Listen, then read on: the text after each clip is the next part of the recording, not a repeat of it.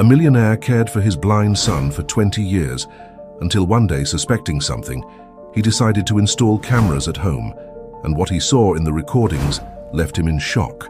The sun's first rays crept through the ornate windows of the Blackwood mansion, casting long shadows across the marble floors. Alexander Blackwood stood at the foot of the grand staircase, his eyes fixed on the closed door of his son's bedroom. The silence that enveloped the house was almost palpable, broken only by the faint ticking of the antique grandfather clock in the foyer. Alexander's fingers drummed against the polished banister, a subtle betrayal of the tension that coursed through his body. At 55, he cut an imposing figure, tall, broad-shouldered, with salt and pepper hair that spoke of wisdom earned through years of cutthroat business dealings. But this morning, as he waited for his son to emerge, he felt every bit his age and then some. The door creaked open, and out stepped Ethan Blackwood, Alexander's pride and joy, and his greatest source of guilt. At 25, Ethan moved with a grace that belied his supposed blindness, his hand barely skimming the wall as he made his way down the hallway. "Good morning, Dad," Ethan called out, his voice warm but carrying an undercurrent of something Alexander couldn't quite place. Was it hesitation? Guilt? Or was he just projecting his own tumultuous emotions onto his son? "Morning, son," Alexander replied, his tone carefully modulated to betray nothing of the storm brewing within him. "Sleep well?" Ethan's lips quirked in a half-smile as he reached the bottom of the stairs. "Like a baby. You know me, always the sound sleeper." Alexander watched as Ethan navigated the foyer with ease, making his way to the dining room where breakfast awaited. It was a path he had walked countless times over the years, yet something about Ethan's movements today seemed different, more assured, perhaps? Or was that just Alexander's imagination, fueled by the doubts that had been gnawing at him for weeks? As they settled into their usual seats at the massive oak dining table, Alexander couldn't help but study his son's face. Ethan's eyes, a striking blue that had once sparkled with mischief and life, now stared vacantly ahead. Or so Alexander had always believed, but lately he'd noticed subtle shifts in Ethan's gaze, fleeting moments when those eyes seemed to focus on something just beyond Alexander's shoulder. "So, what's on the agenda for today?" Ethan asked, reaching for a piece of toast with unerring accuracy. "Any big meetings at Blackwood Enterprises?" Alexander cleared his throat, pushing aside his suspicions for the moment. "Actually, yes. We're finalizing the details for the merger with Hartley Industries. It's a big day for the company." Ethan nodded, a look of interest crossing his features. "Sounds exciting. I remember you mentioning Hartley Industries before. They're in renewable energy, right?" "That's right," Alexander confirmed, a note of pride creeping into his voice. "If this merger goes through, we'll be at the forefront of green technology development in the country." As he spoke, Alexander couldn't help but marvel at his son's memory and grasp of the business world. Despite his disability, or perhaps because of it, Ethan had developed an almost uncanny ability to retain information. It was one of the many ways he'd adapted to his condition over the years, finding workarounds and developing new skills to compensate for his lack of sight. Or at least, that's what Alexander had always believed. "You know, Dad," Ethan said, his voice taking on a thoughtful tone, "I've been thinking a lot about the company lately, about my place in it." Alexander's heart skipped a beat. This was a topic they'd danced around for years, never quite addressing head-on. "Oh?" he managed, trying to keep his voice neutral. Ethan set down his fork, his expression serious. "I know I can't exactly follow in your footsteps, given my condition, but I want to contribute somehow. I've been studying business theory, economics, anything I can get my hands on in Braille or audiobook format. I think I could be an asset to Blackwood Enterprises, even if it's just in an advisory capacity." The earnestness in Ethan's voice hit Alexander like a physical blow. Here was his son, so determined to prove his worth, to carve out a place for himself in a world that had dealt him such a cruel hand. And all the while Alexander sat across from him, harboring suspicions that could shatter the very foundation of their relationship. That's wonderful, Ethan," Alexander managed, his voice thick with emotion. "We'll certainly discuss it further. Your insights would be invaluable." As the words left his mouth, Alexander was struck by their potential double meaning. Ethan's insights had always been sharp, his understanding of complex business concepts far beyond what one might expect from someone cut off from visual learning. Had Alexander been blind himself, willfully ignoring the signs that had been there all along? The rest of breakfast passed in a blur of small talk and carefully avoided subjects. As Ethan excused himself to go to his study, a room filled with braille books and specially adapted technology, Alexander remained at the table, lost in thought. He recalled the day of the accident, nearly 2 decades ago. Ethan, just a boy of 6, had fallen into the Olympic-sized pool in the backyard. By the time Alexander had pulled him out, Ethan wasn't breathing. The next few hours were a nightmarish blur of ambulance sirens, hospital corridors, and grim-faced doctors. When Ethan had finally opened his eyes, the light that had once danced in them was gone. The doctors had called it cortical blindness, a result of oxygen deprivation to the brain. They had held out hope for recovery, but as the weeks turned into months, and the months into years, that hope had faded. Or had it? Alexander rose from the table, his decision made. He couldn't go on like this, torn between suspicion and guilt. He needed answers, even if those answers threatened to unravel everything he thought he knew about his son, about their life together. With a heavy heart, he made his way to his study. There, hidden in the bottom drawer of his desk, was a small box containing several tiny high-tech cameras. He had purchased them weeks ago but had hesitated to use them, feeling like a traitor to his own flesh and blood. Now, as he held one of the cameras in his palm, Alexander felt the weight of his choices bearing down on him. Was he really prepared to spy on his own son, to potentially uncover a lie that had spanned 2 decades? But as he recalled Ethan's words at breakfast, the passion in his voice as he spoke of contributing to the company, Alexander knew he had no choice. If Ethan had been deceiving him all these years, he needed to know why. And if by some miracle his suspicions were unfounded, then perhaps he could finally lay his guilt to rest. With trembling hands, Alexander pocketed the cameras. He would plant them throughout the house while Ethan was in his study. And then he would wait and watch and pray that the truth, whatever it might be, would set them both free from the gilded cage they had built around themselves. As he left his study, Alexander couldn't shake the feeling that he was standing on the precipice of a life-altering discovery. Little did he know, the revelations that awaited him would shake the very foundations of his world, unraveling secrets far beyond Ethan's supposed blindness. Secrets that would force both father and son to confront the lies that had shaped their lives for far too long.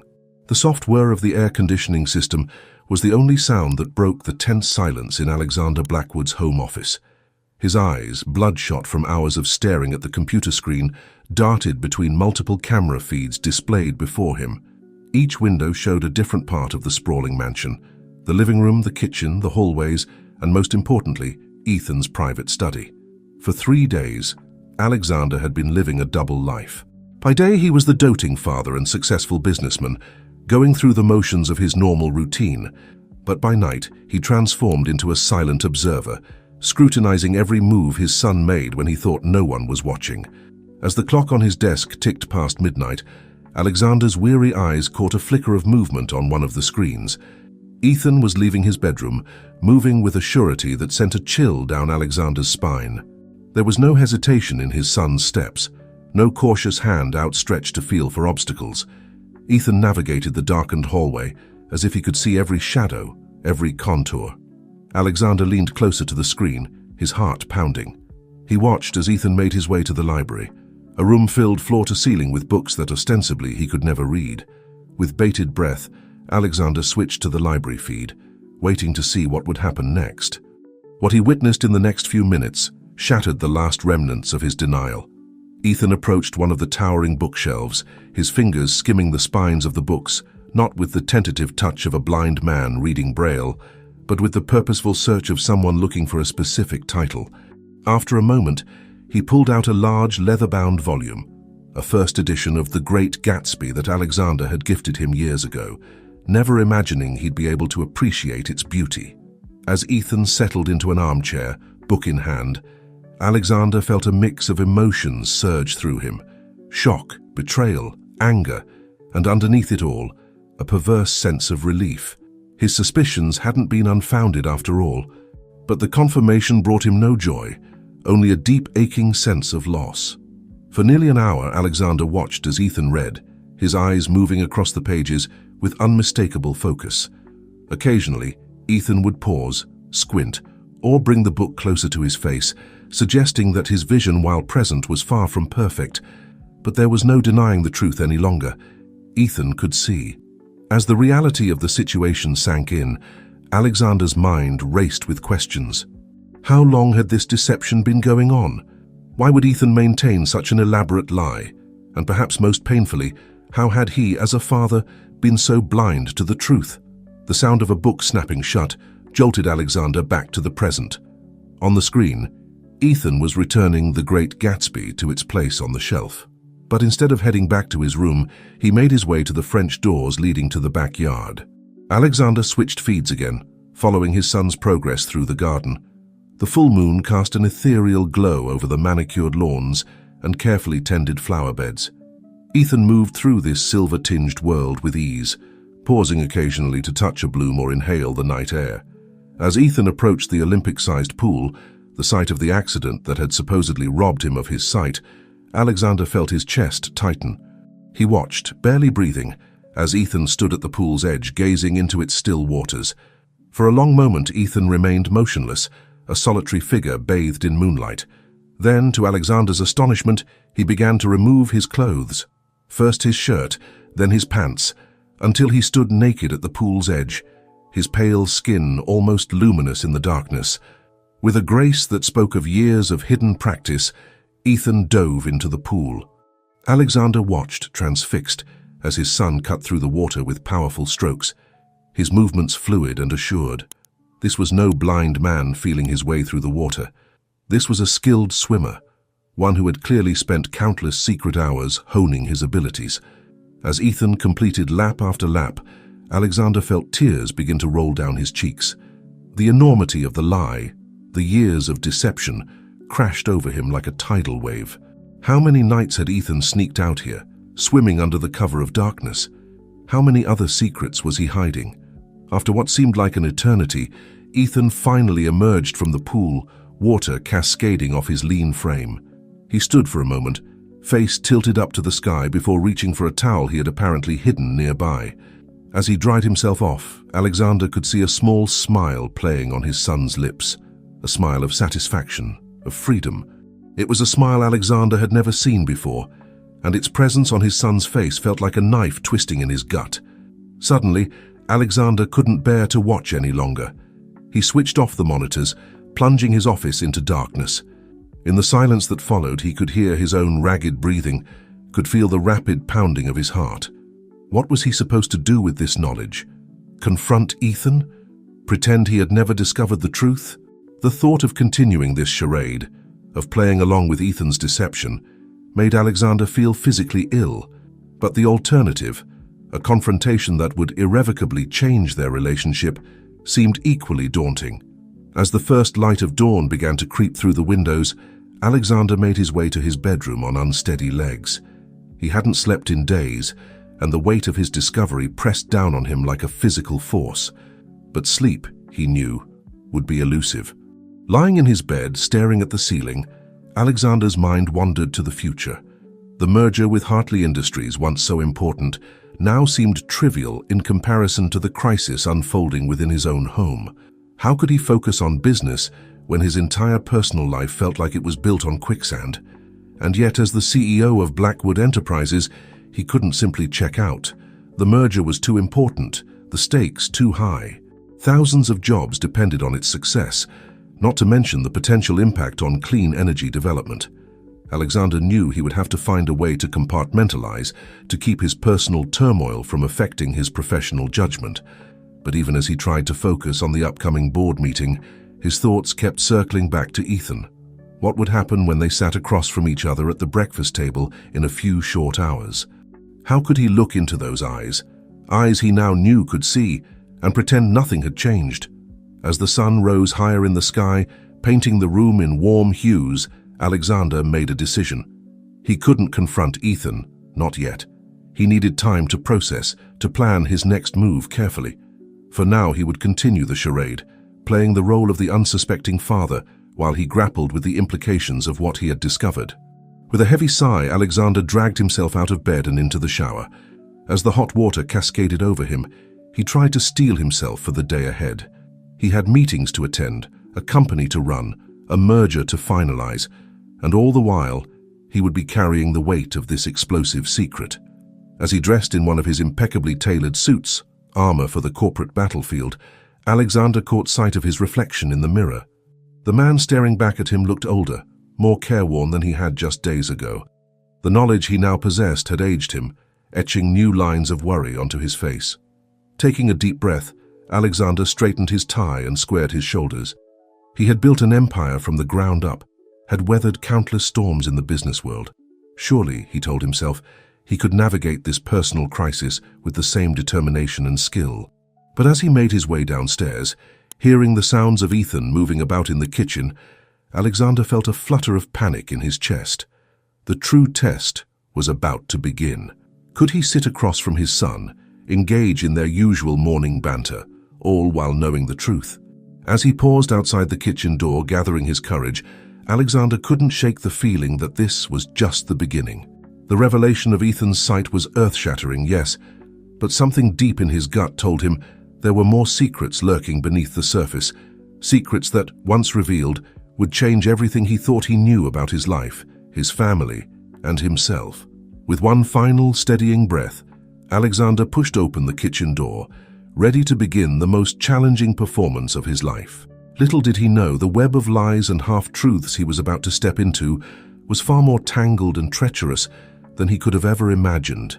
The aroma of freshly brewed coffee filled the Blackwood Mansion's kitchen as Alexander stepped inside, his heart pounding beneath his crisp white shirt. Ethan stood at the counter, his back to the door, pouring 2 mugs with a steadiness that now seemed painfully obvious to his father. "Morning, Dad," Ethan said, turning with a smile that Alexander once found reassuring, but now saw as a mask. "I thought I heard you coming down. Coffee?"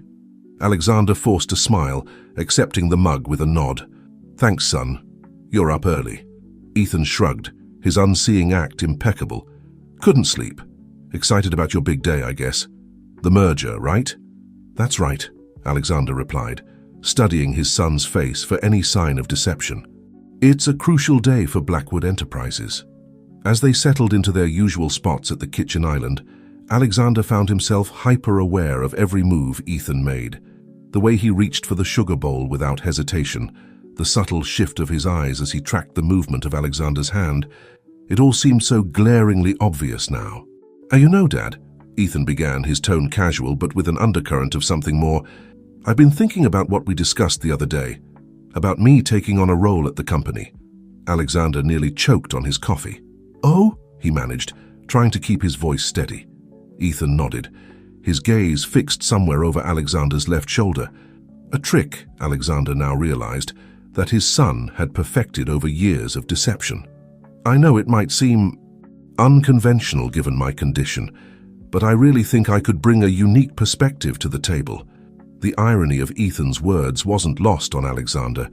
A unique perspective indeed, one born from years of secret observation and hidden abilities. He felt a surge of anger, quickly followed by a wave of guilt. After all, wasn't he now keeping secrets of his own? "It's certainly something to consider," Alexander said carefully. "But let's focus on getting through today first, shall we? The merger is going to require all of my attention." Ethan's face fell slightly, and Alexander felt a pang of regret. Despite the lies, despite the deception, this was still his son, the boy he had raised, loved, and protected for over 2 decades.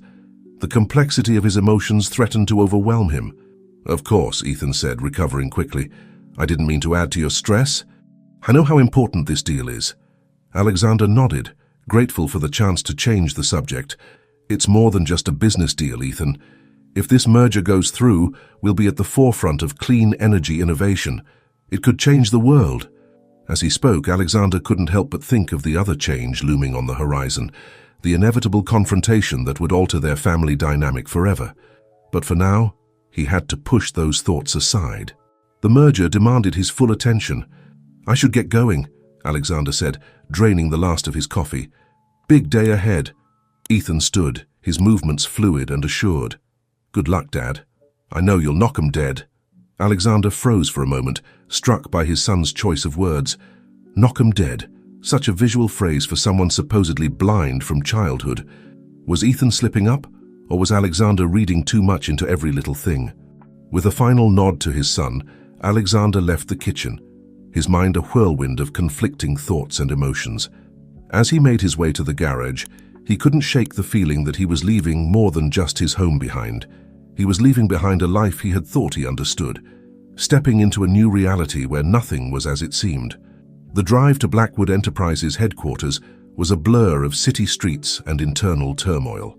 Alexander found himself gripping the steering wheel so tightly, his knuckles turned white, forcing himself to focus on the road ahead rather than the emotional minefield he had left behind. As he pulled into his reserved parking spot, Alexander took a deep breath, steeling himself for the day ahead. He had built this company from the ground up, navigating countless challenges along the way. Surely, he told himself, he could compartmentalize his personal crisis long enough to see this merger through.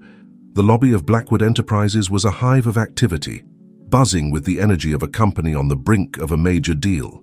As Alexander made his way to the elevator, he was greeted by a chorus of good mornings and "Big day, Mr. Blackwood" from employees who had no idea of the turmoil roiling beneath their CEO's composed exterior. In the relative privacy of the elevator, Alexander allowed himself a moment of vulnerability. He leaned against the wall, closing his eyes as he tried to center himself. The weight of his discovery, coupled with the pressure of the impending merger, felt like a physical presence pressing down on him.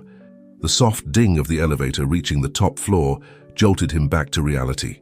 As the doors slid open, revealing the executive suite of Blackwood Enterprises, Alexander straightened his tie and squared his shoulders.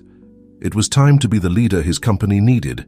Personal crises be damned.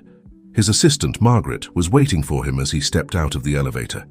A stern-faced woman in her early 60s, Margaret had been with the company almost as long as Alexander himself. Her efficiency was legendary, and her loyalty unquestionable, or so Alexander had always believed. "Good morning, Mr. Blackwood," Margaret said, falling into step beside him as they walked towards his office. "The board is assembled in the conference room, and Mr. Hartley just called to confirm he's on his way." Alexander nodded, grateful for Margaret's steadying presence. "Thank you, Margaret. Any last-minute issues I should be aware of?" A flicker of something, hesitation, concern, crossed Margaret's face. "Nothing related to the merger, sir, but there is another matter, something that can't wait." Alexander felt a chill run down his spine. "What is it?" he asked, pausing outside his office door. Margaret glanced around, ensuring they were alone. "It's about the company finances, sir. I've discovered some irregularities, discrepancies that can't be explained by normal business operations."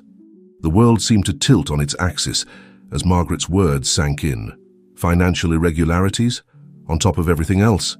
Alexander felt a headache building behind his eyes. "How bad?" he managed to ask, his voice barely above a whisper. Margaret's expression was grim. "Bad enough that if the Hartley Group gets wind of it, the merger could fall through. And that's not the worst of it." Alexander leaned against the doorframe, suddenly feeling every one of his 55 years. What could be worse than that? Margaret took a deep breath, her eyes meeting Alexander's with a mix of sympathy and resolve. "The trail, sir, it leads back to your father, to the early days of the company." The revelation hit Alexander like a physical blow. His father, the man who had instilled in him the values of hard work and integrity, implicated in financial wrongdoing? It seemed impossible, and yet, a small voice in the back of his mind whispered, hadn't he just discovered that the person he thought he knew best in the world, his own son, had been living a lie for years? What other secrets might be lurking in the shadows of his life? "Sir?" Margaret's voice broke through the fog of his thoughts. "What do you want to do?" Alexander straightened, his mind racing. He had mere minutes before he needed to be in the conference room, projecting confidence and control to the board and to Jonathan Hartley. He couldn't deal with this now, and yet he couldn't ignore it either. "Dig deeper," he said finally, his voice low and intense. "Find out everything you can, but keep it absolutely confidential. We'll deal with this after the merger is signed." Margaret nodded, her expression a mix of relief and concern. And if Mr. Hartley or his team start asking questions, Alexander's jaw tightened. Deflect, delay, do whatever you have to do. This merger has to go through, Margaret. The future of Blackwood Enterprises depends on it. As Margaret hurried off to do his bidding, Alexander took a moment to collect himself. He stared at his reflection in the polished surface of his office door, hardly recognizing the man who stared back. In the span of a few days, his world had been turned upside down. His son's secret, the looming confrontation, and now this, a financial scandal that threatened not just the merger, but the very legacy of Blackwood Enterprises. With a heavy heart and a mind burdened by secrets, Alexander pushed open his office door. He had exactly 2 minutes to review his notes before facing the board and Jonathan Hartley. 2 minutes to bury his personal turmoil and become the confident, charismatic leader everyone expected him to be. As he gathered his materials, a framed photo on his desk caught his eye. It showed a younger version of himself standing proudly next to his father at the opening of Blackwood Enterprises' first major production facility. They were both beaming, their arms around each other's shoulders, the picture of success and family unity. Alexander picked up the photo, studying his father's face. Had there been signs even then of the secrets that were now threatening to unravel everything, or had he been as blind to his father's deceptions as he had been to Ethan's? With a sigh, Alexander set the photo face down on his desk. He couldn't afford to dwell on the past, not when the future of his company hung in the balance. Whatever secrets lay buried in the foundation of Blackwood Enterprises, whatever lies had shaped his family's history, they would have to wait. For now, he had a merger to save and a legacy to protect. The rest, the confrontation with Ethan, the investigation into his father's actions, the reckoning that he knew was coming, would have to wait. Taking a final deep breath, Alexander strode out of his office and towards the conference room. As he pushed open the door, plastering on a smile that felt more like a grimace, he couldn't shake the feeling that he was walking into more than just a high-stakes business meeting. He was walking into a future where every certainty he had ever known was about to be challenged, every relationship he had ever valued was about to be tested, and somewhere in the back of his mind, a quiet voice whispered that this was only the beginning of the storm that was about to break over the Blackwood family. The conference room of Blackwood Enterprises hummed with nervous energy as Alexander took his place at the head of the long mahogany table. Board members shifted in their seats, papers rustled, and the quiet murmur of whispered conversations filled the air. At the far end of the table sat Jonathan Hartley, CEO of Hartley Industries, his piercing gaze fixed on Alexander. "Gentlemen," Alexander began, his voice steady despite the tempest of emotions roiling within him, "today we stand on the precipice of a new era for both Blackwood Enterprises and Hartley Industries. This merger represents not just a joining of two corporate entities, but a fusion of vision, innovation, and commitment to a cleaner, more sustainable future." As he launched into his carefully prepared speech, Alexander felt a sense of déjà vu wash over him. How many times had he stood in this very room, delivering impassioned addresses to his board? How many deals had he brokered? How many crises had he navigated? And yet, never had he felt so much like an imposter as he did in this moment. Jonathan Hartley leaned forward, his eyes narrowing as Alexander spoke. "It's an impressive vision, Blackwood," he said, his tone measured. "But I have to ask, are we looking at the full picture here? Your company's financials for the past quarter seem optimistic." Alexander felt his heart skip a beat. Out of the corner of his eye, he saw Margaret tense, her hand tightening around her pen. "I assure you, Mr. Hartley," Alexander replied smoothly, "our financials have been thoroughly vetted by our accounting team and external auditors. If there are any specific concerns you'd like to address—" "Oh, I have concerns," Hartley interrupted, a hint of steel entering his voice. "Concerns about discrepancies that my team has uncovered, discrepancies that seem to stretch back years, possibly even decades." The room fell silent, all eyes darting between Alexander and Jonathan. Alexander could feel the weight of their stares, the unspoken questions hanging in the air. In that moment, he realized that the carefully constructed facade of Blackwood Enterprises, and perhaps his entire life, was beginning to crumble. "I'm not sure what you're implying, Mr. Hartley," Alexander said, fighting to keep his voice level. but I can assure you that Blackwood Enterprises has always operated with the utmost integrity and transparency. Even as the words left his mouth, Alexander felt a pang of guilt. How could he speak of integrity and transparency when his own life was built on a foundation of secrets and lies?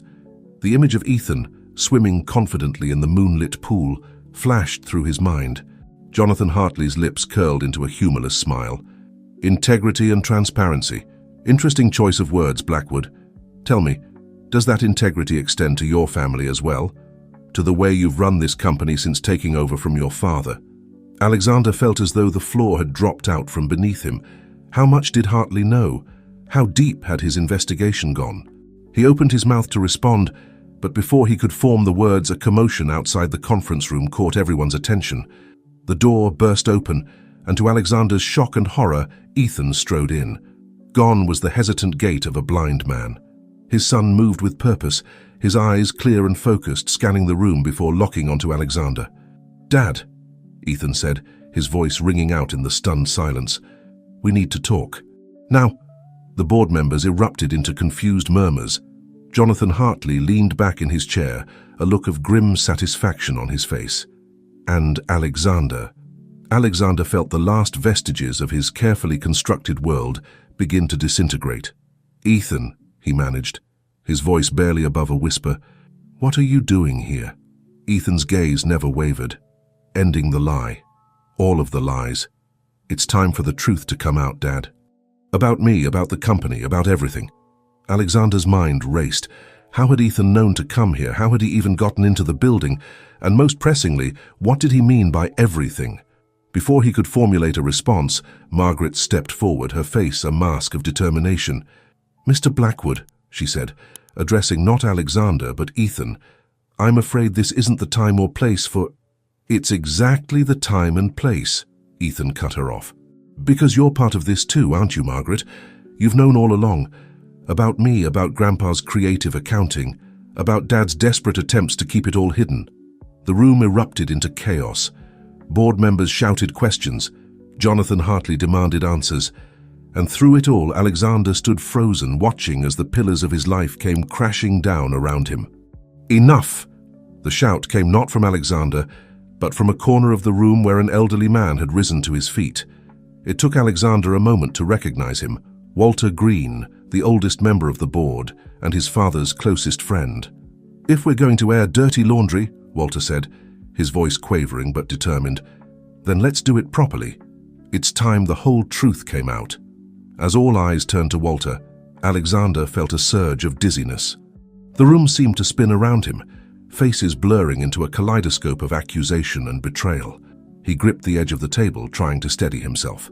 "Alex," Walter said, his eyes filled with a mixture of sadness and resolve, "there's something you need to know. Something your father should have told you years ago but couldn't bring himself to do." Alexander found himself sinking into his chair, his legs no longer able to support him. "What?" he managed to croak out. "What more could there possibly be?" Walter took a deep breath, his gaze shifting between Alexander and Ethan.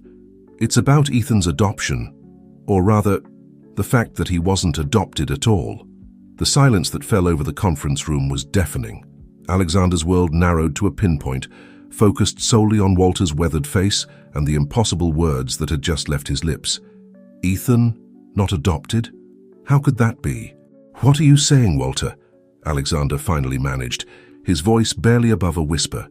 Walter's eyes, filled with a mixture of sorrow and resolve, met Alexander's. "Ethan is your biological son, Alex, your father. He orchestrated the whole thing. The adoption was a sham." The room erupted into chaos once more, but for Alexander, it all faded into background noise. He turned to Ethan, searching his son's face, a face he now realized bore subtle traces of his own features. Ethan stood rigid, his eyes, those eyes that could see, that had always been able to see, wide with shock. It was clear that this revelation was as new to him as it was to Alexander. "How?" Alexander choked out, returning his gaze to Walter. "Why?" Walter sighed heavily, suddenly looking every one of his 80-plus years. "It was about 26 years ago. You had just started dating Catherine. Remember her?" Alexander nodded numbly. Catherine had been his first serious relationship after college. A whirlwind romance that had ended abruptly when she'd suddenly left town without explanation. What you didn't know, Walter continued, was that Catherine was pregnant when she left. Your father found out and, well, he saw it as a threat to the company's image. An unmarried heir with an illegitimate child, it wouldn't do. The pieces began to fall into place in Alexander's mind, a terrible picture forming. So he what, paid her off? Forced her to give up the baby? Walter nodded grimly. He arranged for the child to be placed for adoption immediately after birth. But then he had second thoughts. He realized that a grandchild, even one born out of wedlock, could be an asset, a way to ensure the Blackwood legacy continued. So he adopted his own grandson, Alexander said, the words tasting like ash in his mouth, and made us both believe that I was just some random orphan you took pity on, Ethan finished, his voice tight with emotion. Unbelievable. Jonathan Hartley, who had been watching the scene unfold with rapt attention, finally spoke up. As fascinating as this family drama is, he said, his tone dripping with sarcasm, I believe we were discussing some rather serious financial discrepancies. His words snapped Alexander back to the present moment, to the reality of the boardroom and the merger hanging by a thread. He looked around at the stunned faces of his board members, at Margaret's pale visage, at Ethan's clenched fists. Mr. Hartley, Alexander began, struggling to find the right words. I'm afraid I'll have to ask for a brief recess. As you can see, there are some personal matters that require immediate attention. Hartley's eyes narrowed. Personal matters that seem intimately entwined with the company's operations, from what I'm gathering. I think I speak for everyone when I say we need answers, Blackwood, about everything. Alexander felt the weight of 2 decades of lies and secrets pressing down on him. He looked at Ethan, seeing not just his son but a reflection of his younger self, angry, confused, betrayed. You're right, Alexander said finally, addressing not just Hartley but everyone in the room. You all deserve answers, and you'll get them. But first, he turned to Ethan, his heart aching. First, I need to talk to my son, my real son. Without waiting for a response, Alexander stood and walked towards Ethan. For a moment, he thought Ethan might pull away, might reject him outright. But then, almost imperceptibly, Ethan nodded. As father and son left the boardroom, the whispers erupted behind them. Alexander could feel the weight of stares on his back, could almost hear the furious tapping of fingers on smartphones as the news began to spread. They walked in silence down the hallway, past curious employees who quickly averted their gazes.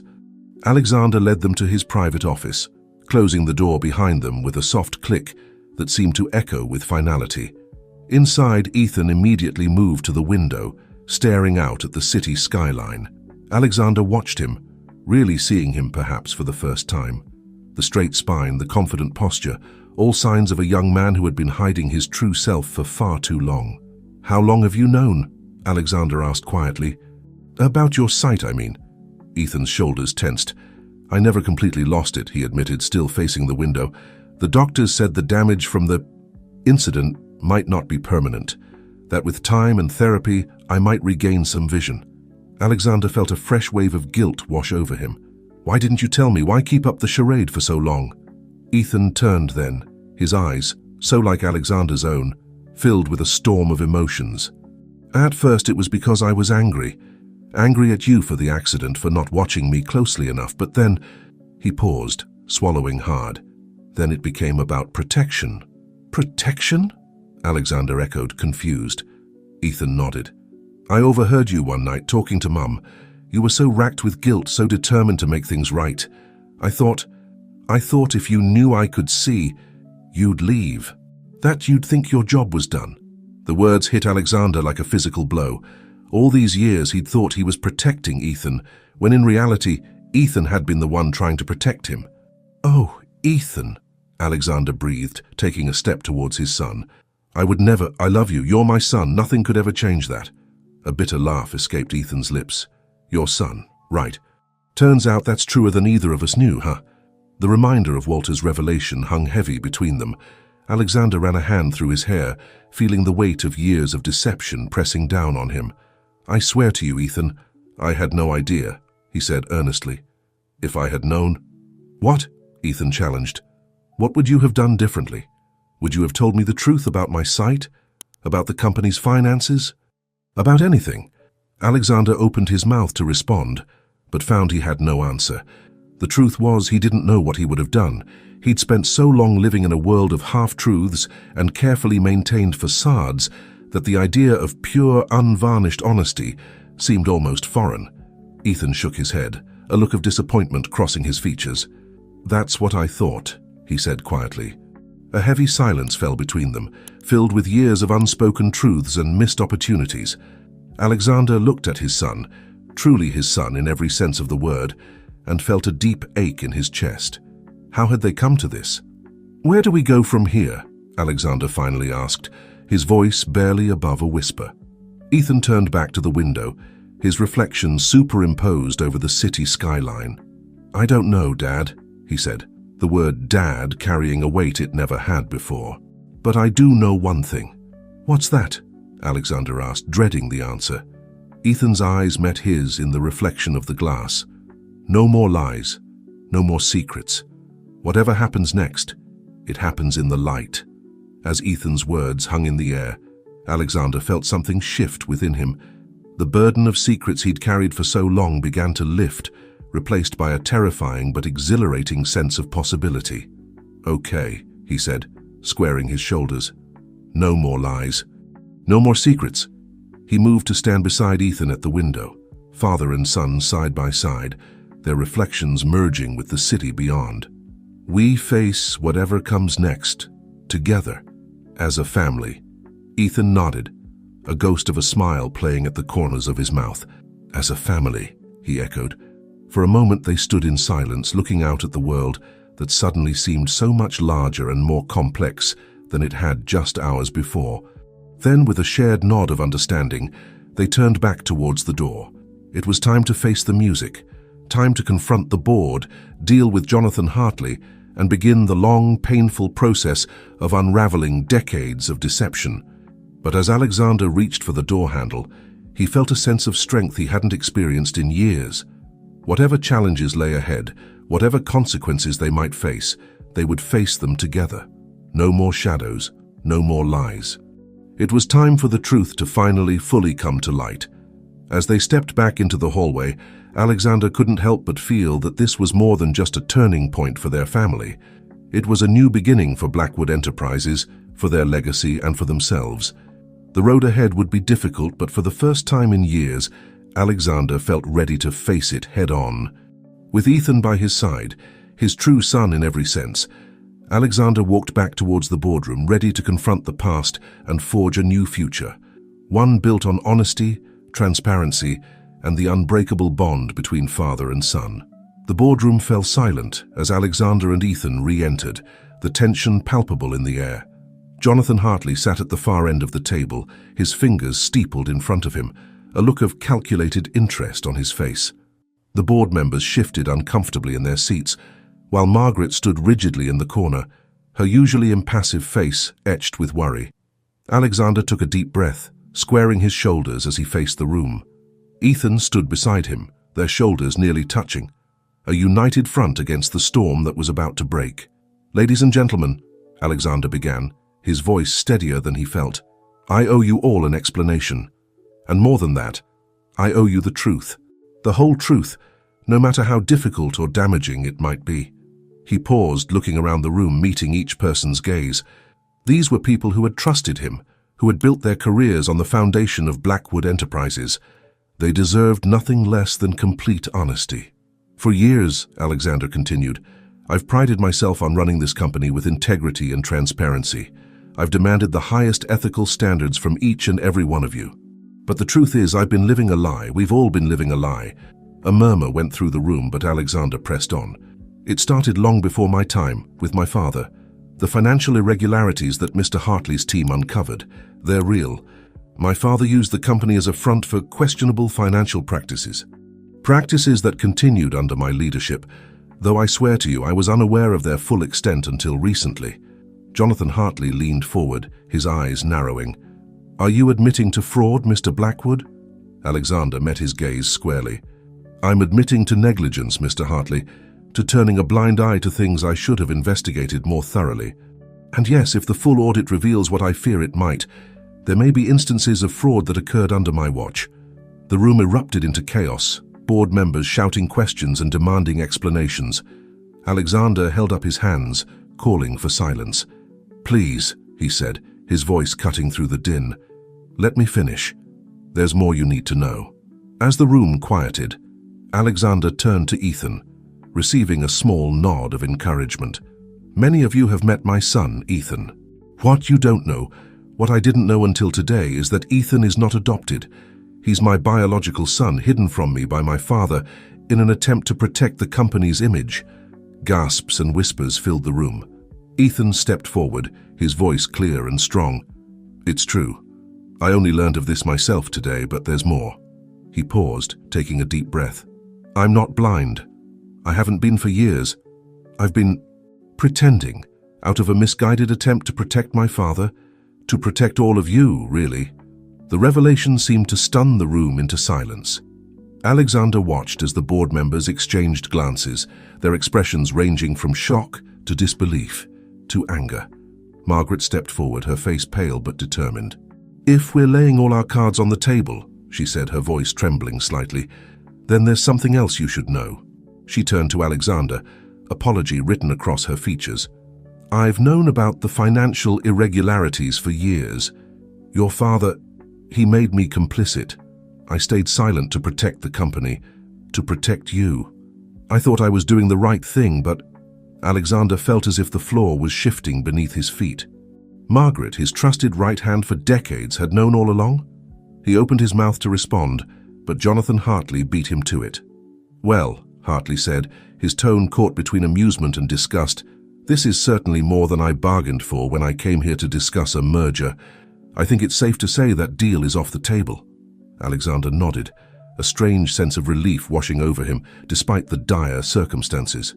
"I understand, Mr. Hartley, and I apologize for wasting your time." Hartley stood, buttoning his jacket. "Oh, I wouldn't say it was a waste. Enlightening, perhaps. Disturbing, certainly." He paused at the door, turning back to face Alexander.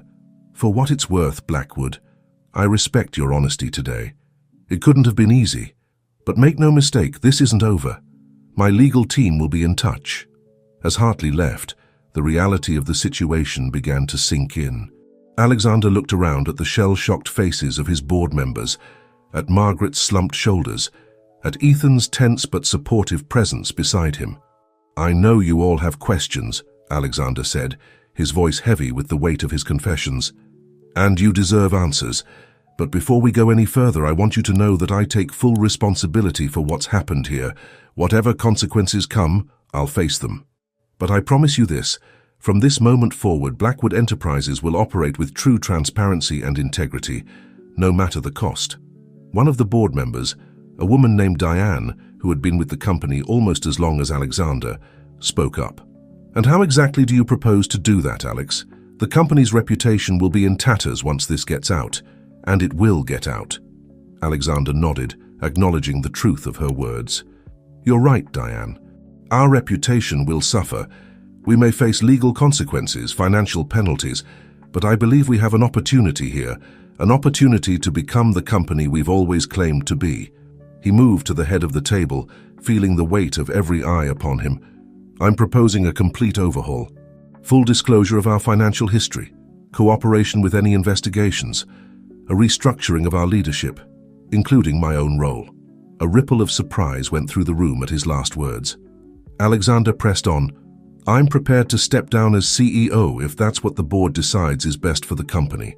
But regardless of my position, I intend to use every resource at my disposal to make this right." Ethan stepped forward, standing shoulder to shoulder with his father. "And I want to help," he said, his voice firm. "I've spent years hiding who I really am, but I have skills and knowledge that could be valuable to the company. If you'll have me, I want to be part of rebuilding Blackwood Enterprises into something we can all be proud of." The room fell silent as the board members exchanged glances, processing the monumental revelations and proposals laid before them. Alexander could almost see the wheels turning in their minds, weighing the risks and potential rewards of the path he was suggesting. Finally, Walter Green, the elder statesman of the board, cleared his throat. "Alex, Ethan," he began, his voice gravelly with age and emotion. "What you're proposing is unprecedented. It's risky, it's potentially ruinous, and it's—" He paused, a small smile playing at the corners of his mouth. "It's exactly what this company needs."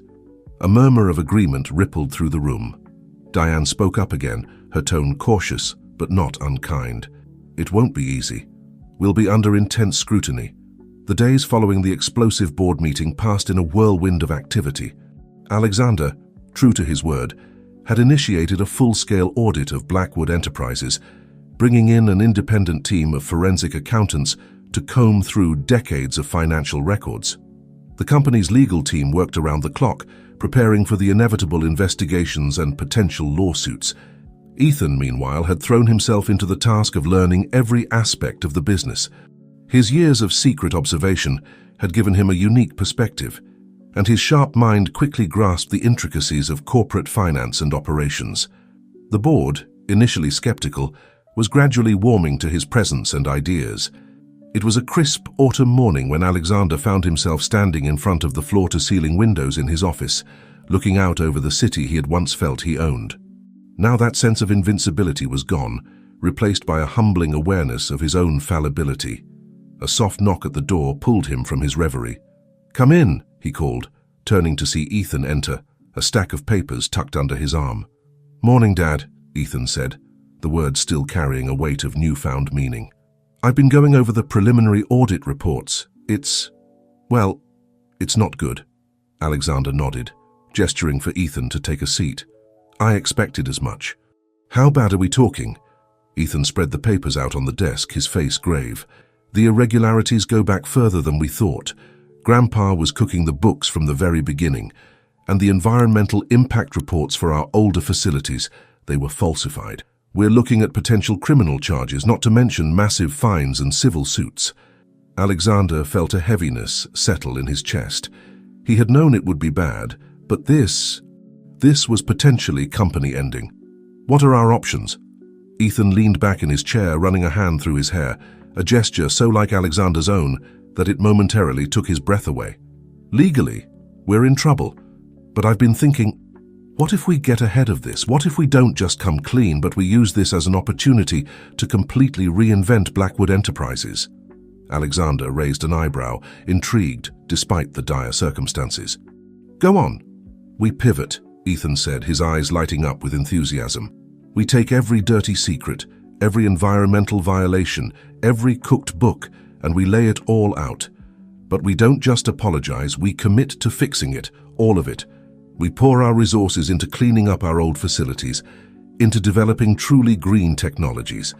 We become the watchdog of the industry, setting a new standard for corporate responsibility." As Ethan spoke, Alexander felt a glimmer of hope kindle in his chest. It was audacious, potentially ruinous, and exactly the kind of bold move that had built Blackwood Enterprises in the first place. "It won't be easy," Alexander warned. "We'll face enormous resistance, not just from outside the company, but from within. There are a lot of people who've benefited from the old way of doing things." Ethan nodded, his expression determined. "I know, but Dad, this is our chance to make things right, to build something we can actually be proud of." Alexander studied his son's face, seeing in it a reflection of his own younger self, idealistic, driven, unafraid to take risks. But there was something else there too, a wisdom and compassion that Alexander realized with a pang of regret he had somehow lost along the way. "All right," Alexander said finally, "let's do it. But if we're going to do this, we do it all the way. No half measures, no holding back. We lay it all out there and let the chips fall where they may." Ethan's face broke into a grin, the first real smile Alexander had seen from him in weeks. "I was hoping you'd say that. I've already started drafting a proposal for the board, and I think I know just the person to help us sell it."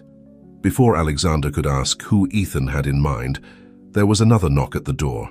This time it was Margaret who entered, her face lined with worry but her posture as straight and dignified as ever. "Mr. Blackwood," she began, then paused, correcting herself. "Alexander, the FBI is here.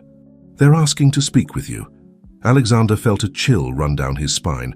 but he squared his shoulders, ready to face whatever came next. "Thank you, Margaret. Please show them in." As Margaret turned to leave, Alexander called out to her, "And Margaret, thank you for everything. I know you were trying to protect us all these years. Whatever happens next, I want you to know that I appreciate your loyalty." Margaret's eyes glistened with unshed tears as she nodded, a silent understanding passing between them. As she left to escort the FBI agents to the office, Alexander turned back to Ethan. "Well, son," he said, his voice steady despite the gravity of the moment, "it looks like our redemption story is about to begin a little sooner than we planned. Are you ready for this?" Ethan stood, moving to stand beside his father. "Ready as I'll ever be. We're in this together, right?" Alexander placed a hand on Ethan's shoulder, feeling a surge of pride and love for the man his son had become. "Together," he affirmed. As the sound of approaching footsteps echoed down the hallway, Alexander and Ethan Blackwood stood side by side, ready to face the consequences of the past and fight for the future of their company and their family. The path ahead would be difficult, fraught with legal battles, public scrutiny, and the monumental task of rebuilding trust. But for the first time in years, Alexander felt a sense of purpose that went beyond profit margins and stock prices. They were no longer just fighting to save a company. They were fighting for redemption, for the chance to leave a legacy they could be proud of. And as the office door opened to reveal the stern faces of the FBI agents, Alexander knew that this was just the beginning of their journey. The real work, the hard work of rebuilding, of making amends, of earning back trust, was only just beginning.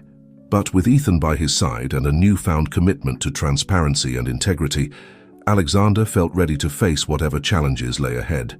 As he stepped forward to greet the agents, Alexander Blackwood made a silent vow. No matter what it took, no matter how long it took, he would make things right. For his company, for his employees, for his son, and for himself. The era of secrets and lies was over. The path to redemption had begun. The following weeks were a blur of interrogations, legal meetings, and late nights poring over financial records. Alexander and Ethan had barely left the office, working tirelessly to cooperate with the FBI investigation while simultaneously trying to keep Blackwood Enterprises afloat. The media frenzy was relentless. News vans camped outside the company headquarters, reporters hounding employees for any scrap of information. Alexander's face was plastered across every newspaper and news channel, usually accompanied by unflattering headlines about corporate greed and family deception. Finally, they reached a makeshift podium that had been set up near the plant gates. The union leader, a burly man named Frank, whom Alexander had known for years, stood waiting for them, his expression a mix of anger and wary respect. "Mr. Blackwood," Frank said, his voice carrying over the noise of the crowd. "You've got some explaining to do." Alexander nodded, stepping up to the microphone. The crowd quieted, a tense silence falling over the gathering. "I know you're angry," Alexander began, his voice steady. "You have every right to be. The changes we're implementing are difficult, disruptive. They're asking a lot of you, and you're worried about your futures." A murmur of agreement rippled through the crowd. Alexander pressed on. "But I'm here to tell you that your futures, our future together, depends on making these changes. The old way of doing things, it wasn't sustainable. It was killing our planet, and eventually, it would have killed this company too." He paused, looking out over the sea of faces. Some were skeptical, others openly hostile, but he could see a few nodding in reluctant agreement. "I know you've heard a lot of corporate doublespeak over the years, a lot of promises that turned out to be empty. So I'm not going to stand here and make more promises. Instead, I'm going to offer you a partnership." The word hung in the air, and Alexander could feel the shift in the crowd's energy. He gestured for Ethan to join him at the microphone. "This is my son, Ethan. Many of you know him, or know of him. What you might not know is that Ethan is now my co-CEO, and together we're proposing something unprecedented." Ethan stepped forward, his voice clear and confident as he addressed the crowd. "We want to form a worker management council. Equal representation from the shop floor and the boardroom. This council will have real power, the ability to shape policy, to ensure that as we move forward with our environmental initiatives, we're also protecting jobs and creating new opportunities." A buzz of conversation swept through the crowd. Alexander could see Frank, the union leader, leaning in to consult with his colleagues. "We're not asking for blind trust," Alexander continued. "We're asking for a chance to prove through actions, not words, that we're committed to building a company that's not just profitable, but ethical. A company that values its workers as much as its bottom line." He took a deep breath, preparing for his final appeal. "I know we've let you down in the past.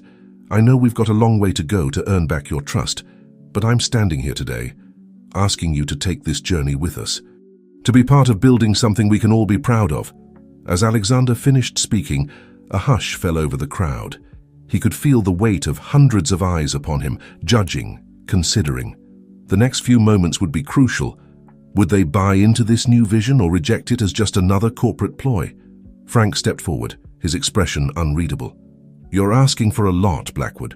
Trust doesn't come easy these days." Alexander nodded, acknowledging the truth of Frank's words. "I know, that's why we're here in person.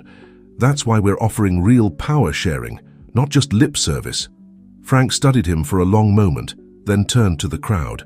"What do you say, folks? Do we give them a chance to put their money where their mouth is?" The response was mixed, shouts of approval mingling with skeptical grumbling. But slowly, a chant began to build. "Vote! Vote! Vote!" Frank turned back to Alexander and Ethan, a glimmer of respect in his eyes. "Looks like you've bought yourself some time. We'll take this proposal to a vote. But let me be clear, if this turns out to be just another corporate con job, you'll have a much bigger problem on your hands than a strike." As Frank moved to address the crowd, organizing the voting process, Alexander felt a wave of relief wash over him. It wasn't a victory, not yet. But it was a chance, an opportunity to prove that their commitment to change was real. Ethan leaned in, his voice low. "That was close. For a minute there, I thought we were going to have a riot on our hands." Alexander nodded, the tension of the moment still thrumming through his veins. "We're not out of the woods yet, but it's a start." As they watched the workers begin to disperse, preparing for the vote, Alexander couldn't help but feel a glimmer of hope. The road ahead was still long and fraught with challenges, but for the first time in months, he felt like they were making real progress. The Blackwood legacy was being rewritten, one difficult conversation at a time. And as he stood there with Ethan, facing the uncertain future together, Alexander knew that whatever came next, they were on the right path. The path of transparency, accountability, and genuine partnership with the people who had always been the true heart of Blackwood Enterprises. As the private jet carrying Alexander and Ethan Blackwood touched down in their hometown, the weight of the past seemed to press down on them both. They had come to address the local community, to face the people who had known the Blackwood family for generations, and to confront the legacy of environmental damage their company had left behind. The small airport was eerily quiet, a stark contrast to the tumultuous scene they had left behind at the Millbrook plant. As they descended the steps of the jet, Alexander caught sight of a familiar face waiting by the terminal building. It was Sarah Jennings, his childhood friend and now the mayor of their hometown. "Alex," Sarah greeted them, her tone a mix of warmth and wariness. "It's been a long time." Alexander nodded, feeling the weight of the years between them. "Too long, Sarah. Thank you for agreeing to meet with us." Sarah's gaze shifted to Ethan, a flicker of surprise crossing her features. "And this must be Ethan. My, you've grown up." Ethan stepped forward, shaking Sarah's hand. "It's nice to meet you, Mayor Jennings. I've heard a lot about you from my father." As they made their way to the waiting car, Alexander could feel the tension radiating from Sarah. He knew this visit wasn't just about confronting the past. It was about charting a course for the future, one that would have profound implications for the town that had been home to Blackwood Enterprises for over half a century. The drive into town was a journey through memories for Alexander. Every street corner, every storefront seemed to hold echoes of his youth, but as they approached the town center, the mood shifted.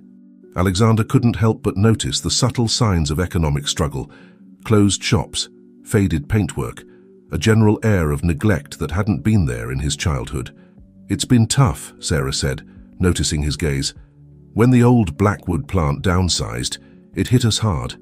A lot of families left looking for work elsewhere." Alexander felt a pang of guilt. The decision to downsize the local plant had been made years ago, driven by profit margins and efficiency reports. He had approved it without much thought to the human cost. Now, seeing the impact firsthand, he realized how short-sighted that decision had been. They pulled up in front of the town hall, where a crowd had already gathered. Alexander recognized many faces, former classmates, neighbors, people who had worked for Blackwood Enterprises for decades. Some looked curious, others angry, but all wore expressions of grim determination. As they stepped out of the car, a hush fell over the crowd. Alexander straightened his shoulders, preparing to face the consequences of years of corporate decisions that had prioritized profit over people and the environment. Sarah led them to a podium set up on the town hall steps. "Good luck," she murmured, stepping aside to let Alexander take the microphone. For a moment, Alexander hesitated, the weight of the moment pressing down on him. Then he felt Ethan's hand on his shoulder, a gesture of support that gave him the strength to begin. "Good afternoon," he started, his voice carrying across the square. "I know many of you are wondering why I'm here today. Why, after years of absence, I've chosen to return to the town where Blackwood Enterprises began." He paused, looking out over the sea of familiar faces. "The truth is, I'm here to apologize, to take responsibility for the damage that our company, my family's company, has done to this community and to the environment we all share." A murmur ran through the crowd. Alexander pressed on, his voice gaining strength. "For too long, we operated with a singular focus on profit, ignoring the true cost of our actions. We polluted your water, we decimated your forests, and when it no longer served our bottom line, we abandoned you." The murmur grew louder, angry shouts beginning to rise from the crowd. Alexander held up his hand, asking for silence. "I know that words are not enough. That's why I'm here today, not just to apologize, but to make a commitment to make things right." He gestured for Ethan to join him at the podium. "This is my son, Ethan. Together, we're implementing a complete overhaul of Blackwood Enterprises. We're not just cleaning up our act, we're dedicating ourselves to reversing the damage we've done." Ethan stepped forward, his voice clear and passionate as he addressed the crowd. "We're proposing a comprehensive environmental restoration project right here in this town. We want to clean up the old factory site, replant the forests, and work with local experts to restore the watershed." A buzz of conversation swept through the gathering. Alexander could see a mix of emotions on the faces before him: skepticism, hope, anger, curiosity. "But more than that," Alexander continued, "we want to bring jobs back to this community, real, sustainable jobs. We're proposing to build a new research and development center here, focused on green technologies. We want to partner with local schools and colleges to create training programs to ensure that the jobs of the future are filled by the people of this community." He took a deep breath, preparing for his final appeal. "I know we've lost your trust. I know that for many of you, the Blackwood name has become synonymous with corporate greed and environmental destruction. We're not asking you to forgive and forget. We're asking for a chance to make amends, to be part of building a better future for this town and for the planet." As Alexander finished speaking, a heavy silence fell over the square. He could feel the weight of judgment in the eyes of his former neighbors and friends. Would they believe in the sincerity of his words? Would they be willing to give Blackwood Enterprises, to give him another chance? Suddenly, a voice called out from the crowd. "How do we know this isn't just another corporate PR stunt? Why should we trust you now?" Alexander recognized the speaker, Tom Henderson, his old high school rival, now a prominent local businessman. He nodded, acknowledging the validity of the question. "You're right to be skeptical, Tom. We've given you every reason to distrust us. That's why we're not asking for blind faith. We're proposing a community oversight board with real power. This board will have access to all our records, all our plans. They'll have the authority to halt any project that doesn't meet the strictest environmental and ethical standards."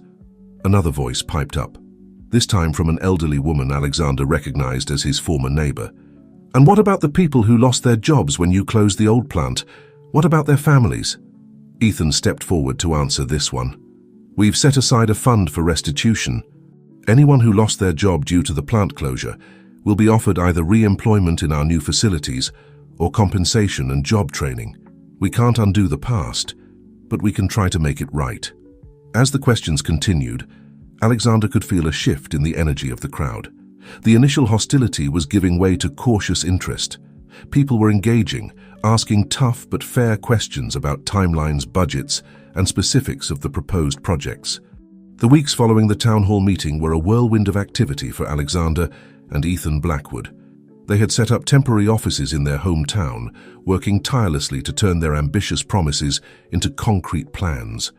The Community Oversight Board had been established, and its members, a diverse group of local leaders, environmental experts, and former Blackwood employees, were proving to be both challenging and invaluable partners. On a crisp autumn morning, Alexander found himself walking through the overgrown grounds of the old Blackwood plant. The rusted gates, the crumbling facades, the weed-choked parking lots, all stood as stark reminders of the company's past sins. But today, there was a palpable sense of anticipation in the air. Ethan jogged up to join him, a tablet in hand and excitement in his eyes. "Dad, the environmental assessment team just sent over their final report. It's not as bad as we feared. The soil contamination is manageable, and the groundwater, well, it'll take time, but it's not beyond repair." Alexander nodded, feeling a weight lift from his shoulders. "That's good news. What about the structural assessment?" "Mixed bag," Ethan replied, swiping through documents on his tablet. "The main production floor is sound enough to be repurposed, but the east wing will need to be demolished. Silver lining, though. It gives us a clean slate to design a state-of-the-art research facility." As they walked, Alexander couldn't help but marvel at his son's enthusiasm and competence. Ethan had thrown himself into this project with a passion that went beyond mere corporate responsibility. This was personal for him, a chance to redefine the Blackwood legacy. Their tour was interrupted by the arrival of Sarah Jennings, the town mayor. Her expression was guarded but not unfriendly as she approached. "Gentlemen," she greeted them, "I hope I'm not interrupting." Alexander shook his head. "Not at all, Sarah. In fact, your timing is perfect. We were just discussing the latest assessments. Things are looking promising." Sarah's eyebrow arched skeptically. "Promising? That's not the word most people in town would use to describe this place." Ethan stepped forward, his face earnest. "We know it looks bad now, Mayor Jennings, but we have a vision for what this place could become. Not just a cleaned-up version of the old plant, but a completely new kind of facility. One that creates jobs, yes, but also contributes positively to the community and the environment." He handed her the tablet, walking her through the preliminary designs. Alexander watched as Sarah's expression shifted from skepticism to cautious interest. "It's ambitious," she admitted finally. "But how can you guarantee that history won't repeat itself? That in a few years, when profits dip or shareholders get antsy, you won't just pack up and leave again?" It was a fair question, and one Alexander had been grappling with himself. "We can't predict the future, Sarah," he said honestly, "but we can put safeguards in place. The Community Oversight Board isn't just for show. They'll have real power, enshrined in legally binding agreements. And we're exploring options for partial employee ownership of the new facility." Sarah's eyes widened at this last part. "Employee ownership? That's unexpected." Ethan nodded enthusiastically. "We believe it's the key to creating true, long-term alignment between the company and the community.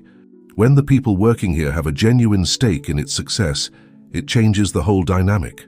As they continued their tour, explaining their plans in more detail, Alexander could see Sarah's reservations slowly melting away. By the time they reached the proposed site for the new research center, she was actively contributing ideas. "You know," Sarah said, pausing to survey the overgrown field that would soon be transformed, "there's an old nature trail that runs along the back of this property. It used to be beautiful before we ruined it," Alexander finished quietly. Sarah nodded, a sad smile on her face. "I was thinking, if you're serious about this environmental restoration, reopening that trail could be a wonderful symbol, a way to give something back to the community that's not just about jobs and money." Ethan's face lit up. "That's a brilliant idea. We could even extend it, create an educational nature walk that showcases the restoration work. Imagine school groups coming here to learn about environmental recovery in real time." As Ethan began sketching out ideas on his tablet, Alexander felt a surge of emotion. This was more than just a corporate turnaround or a PR exercise. They were planting the seeds of real, lasting change. The rest of the day passed in a blur of meetings with the environmental team, with local contractors, with members of the Community Oversight Board. By the time evening fell, Alexander was exhausted but exhilarated. He found himself standing alone at the edge of the property, watching the sun set over the hills that had been the backdrop of his childhood. The sight stirred memories of his father, of the early days of Blackwood Enterprises, of the pride he had once felt in the family business. "Penny for your thoughts?" Ethan's voice broke through his reverie. Alexander turned to his son, a wistful smile on his face. "Just thinking about your grandfather, about how proud he was of this place once upon a time." Ethan was quiet for a moment, his expression thoughtful. "Do you think he'd approve of what we're doing now?" It was a complex question, one that Alexander had been avoiding. His father had been a man of his time, focused on growth, on profits, on building something that would last. The idea of prioritizing environmental concerns or community welfare over the bottom line would have been foreign to him. "Honestly, I'm not sure," Alexander admitted. "Your grandfather, he had a different vision of success. But I'd like to think that if he could see the bigger picture, if he could understand the challenges we're facing now, he might come around." Ethan nodded, his gaze fixed on the fading light on the horizon. "You know, for years I resented him. Resented both of you, really. I thought the family legacy was nothing but lies and greed." Alexander felt a pang of guilt, but before he could respond, Ethan continued, "But now I think maybe the legacy isn't set in stone. Maybe we get to define it, to shape it into something we can be proud of." As the last rays of sunlight disappeared, father and son stood in companionable silence, both lost in thoughts of the past and dreams of the future. The path ahead was still long and uncertain, but for the first time in years, Alexander felt a sense of true purpose. They were no longer just trying to save a company or rehabilitate a tarnished name.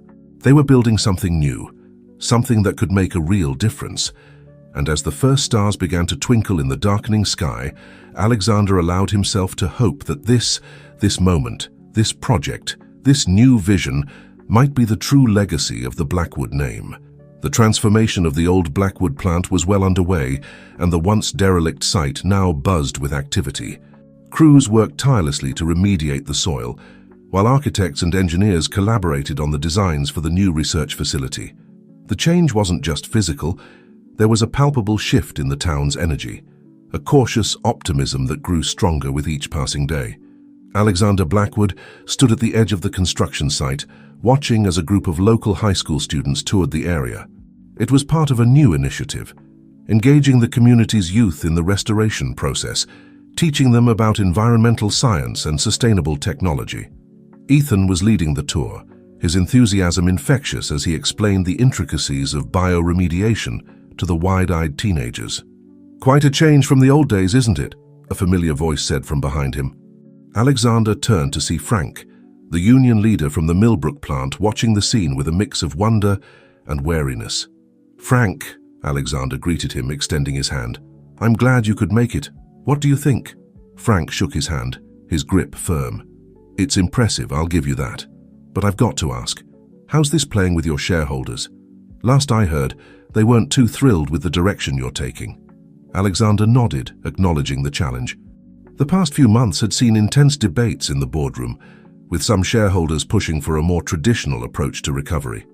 "It hasn't been easy," he admitted. "We've lost some investors who were looking for quick profits, but we've also gained new ones, people who believe in what we're trying to do here." As they walked along the perimeter of the site, Alexander pointed out the areas designated for the new research labs, the education center, and the restored nature trail. Frank listened intently, his skepticism slowly giving way to genuine interest. "You know," Frank said as they paused to watch a team of workers planting native species along the trail, "when you first came to Millbrook with all this talk of a new Blackwood Enterprises, I thought it was just another corporate snow job. But this," he gestured at the bustling site, "this is real." Alexander felt a surge of pride, not just in the physical progress, but in the changes they were making in people's perceptions. "It is real, Frank, and it's just the beginning. We're implementing similar programs at all our sites, tailored to each community's needs." Their conversation was interrupted by the arrival of Sarah Jennings, accompanied by a group of people Alexander didn't recognize. Sarah's face was alight with excitement as she approached. "Alex, I'm glad I caught you," she said. "There are some people I'd like you to meet. They're from Oak Ridge, the next town over. They've been following what we're doing here and, well, I'll let them tell you. A middle-aged woman stepped forward, introducing herself as the mayor of Oak Ridge. Mr. Blackwood, we've been watching your work here with great interest. Our town has been struggling since the closure of the textile mill a few years back. We were wondering if Blackwood Enterprises might consider expanding your initiatives to our community. Alexander was taken aback. He looked at Sarah, who nodded encouragingly, then at Frank, who seemed equally surprised but intrigued. We'd certainly be open to discussing it, Alexander said carefully. But I want to be clear. What we're doing here isn't a one-size-fits-all solution. It requires a real partnership with the community, a commitment to long-term change. The Oak Ridge mayor nodded eagerly. Of course, we're prepared to do whatever it takes.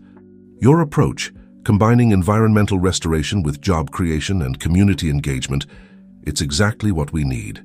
As the group from Oak Ridge began to share their town's story, Alexander felt a tap on his shoulder. It was Ethan, who had finished his tour and joined them. "What's going on?" Ethan asked quietly. Alexander quickly brought him up to speed. Ethan's eyes widened, his mind clearly racing with possibilities. "Dad, do you realize what this could mean?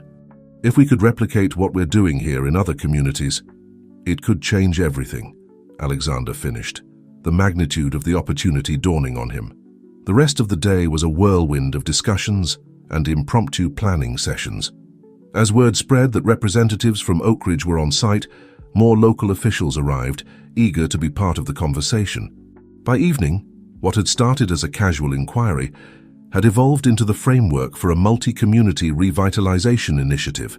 As the sun began to set, Alexander found a quiet moment to slip away. He made his way to a small hill overlooking the construction site, needing a moment to process the day's events. The view from the hilltop was breathtaking. The setting sun cast a golden glow over the site, highlighting the progress they'd made. Where once there had been only decay and contamination, now there were signs of new life everywhere, from the newly planted trees to the foundations of the research facility rising from the ground. But it was more than just the physical transformation that moved Alexander. It was the energy, the sense of purpose that seemed to radiate from every person on the site. Workers, community members, students, all were part of something larger than themselves, part of a vision for a better future. "It's something, isn't it?" Ethan's voice broke through his thoughts. His son joined him on the hilltop, his face flushed with excitement from the day's events. Alexander nodded, unable to find words to express the mix of emotions he was feeling. Pride, hope, a touch of fear at the enormity of what they were undertaking. It all swirled within him. "You know," Ethan continued, his voice thoughtful, "when we started this, I thought it was about saving the company, about making amends for past mistakes, but it's become so much more than that." Alexander turned to his son, struck by the wisdom and passion in his eyes. "You're right. We're not just changing Blackwood Enterprises. We're changing the very idea of what a corporation can be, what it should be." As they stood there, watching the last light fade from the sky, Alexander felt a sense of peace settle over him. The road ahead was still long and undoubtedly filled with challenges. Expanding their initiative to other communities would require resources, careful planning, and an unwavering commitment to their new values. But for the first time in years, perhaps for the first time ever, Alexander felt truly aligned with his work. This wasn't about profits or power, or living up to some inherited notion of success. This was about making a real, tangible difference in the world. "Dad," Ethan said softly, "do you think we can really do this? Change not just our company, but maybe change the way business is done." Alexander put his arm around his son's shoulders, feeling a surge of love and pride. "I don't know, son, but I do know this. It's a fight worth having, and whatever happens, we're in it together."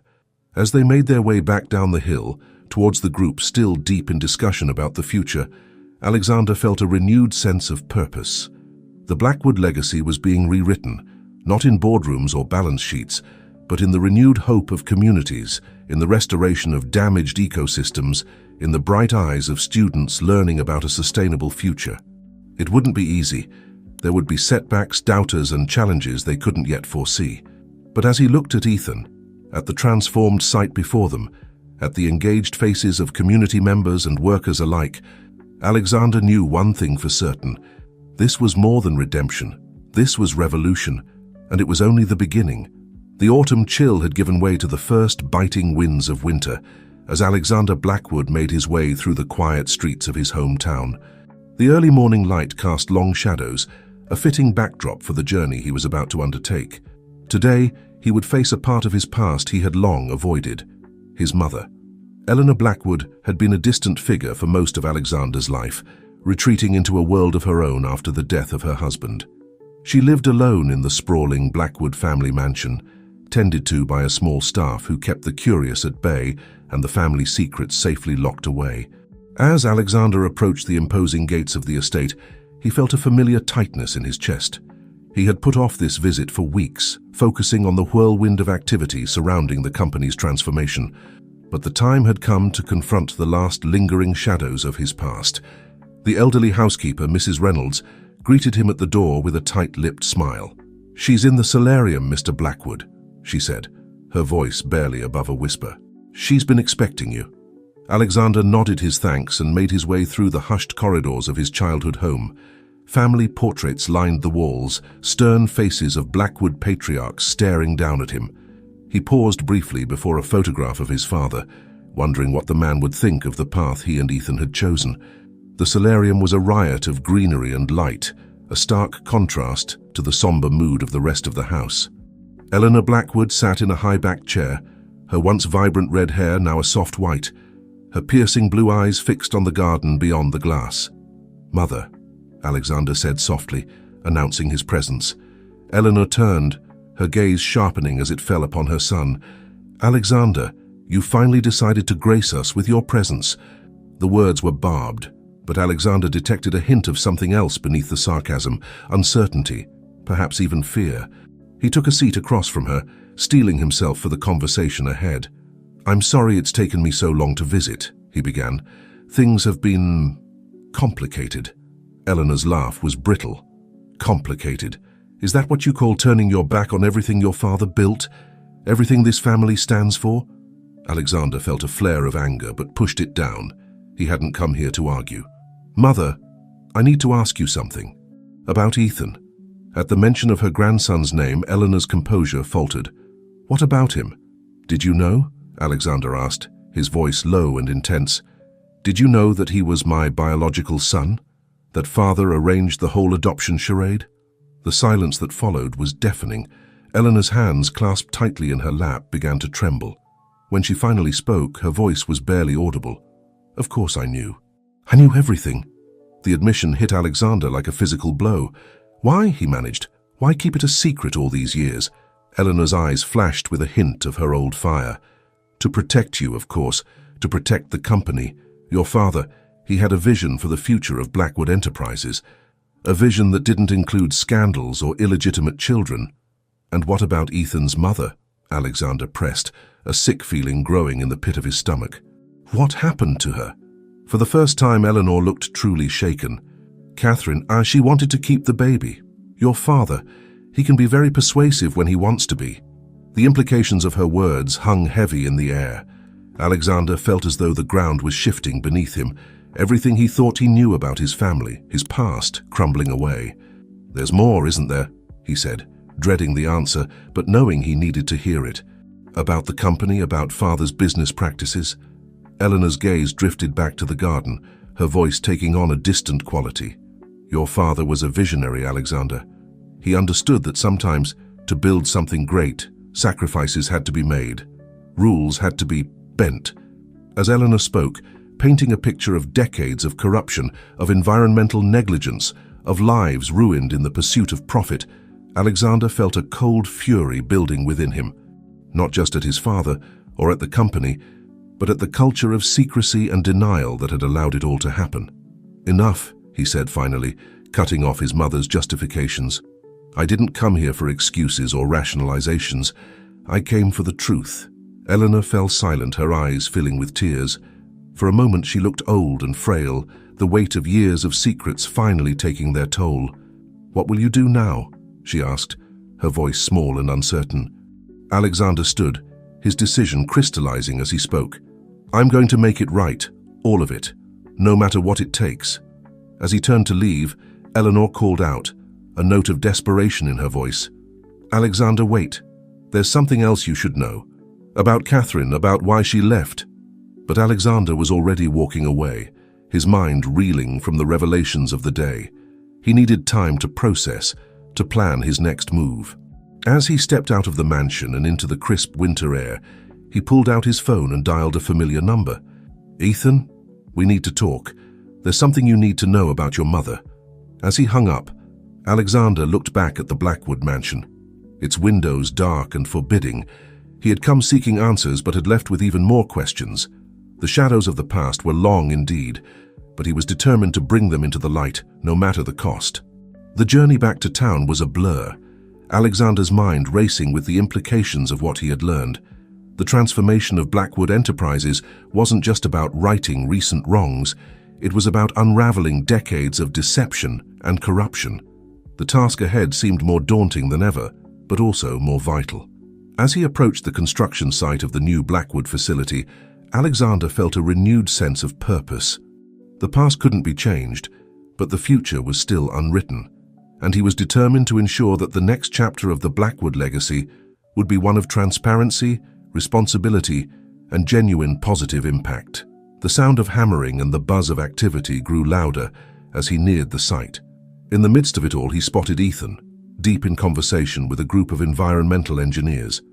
The sight of his son, earnest, passionate, untainted by the sins of the past, gave Alexander hope.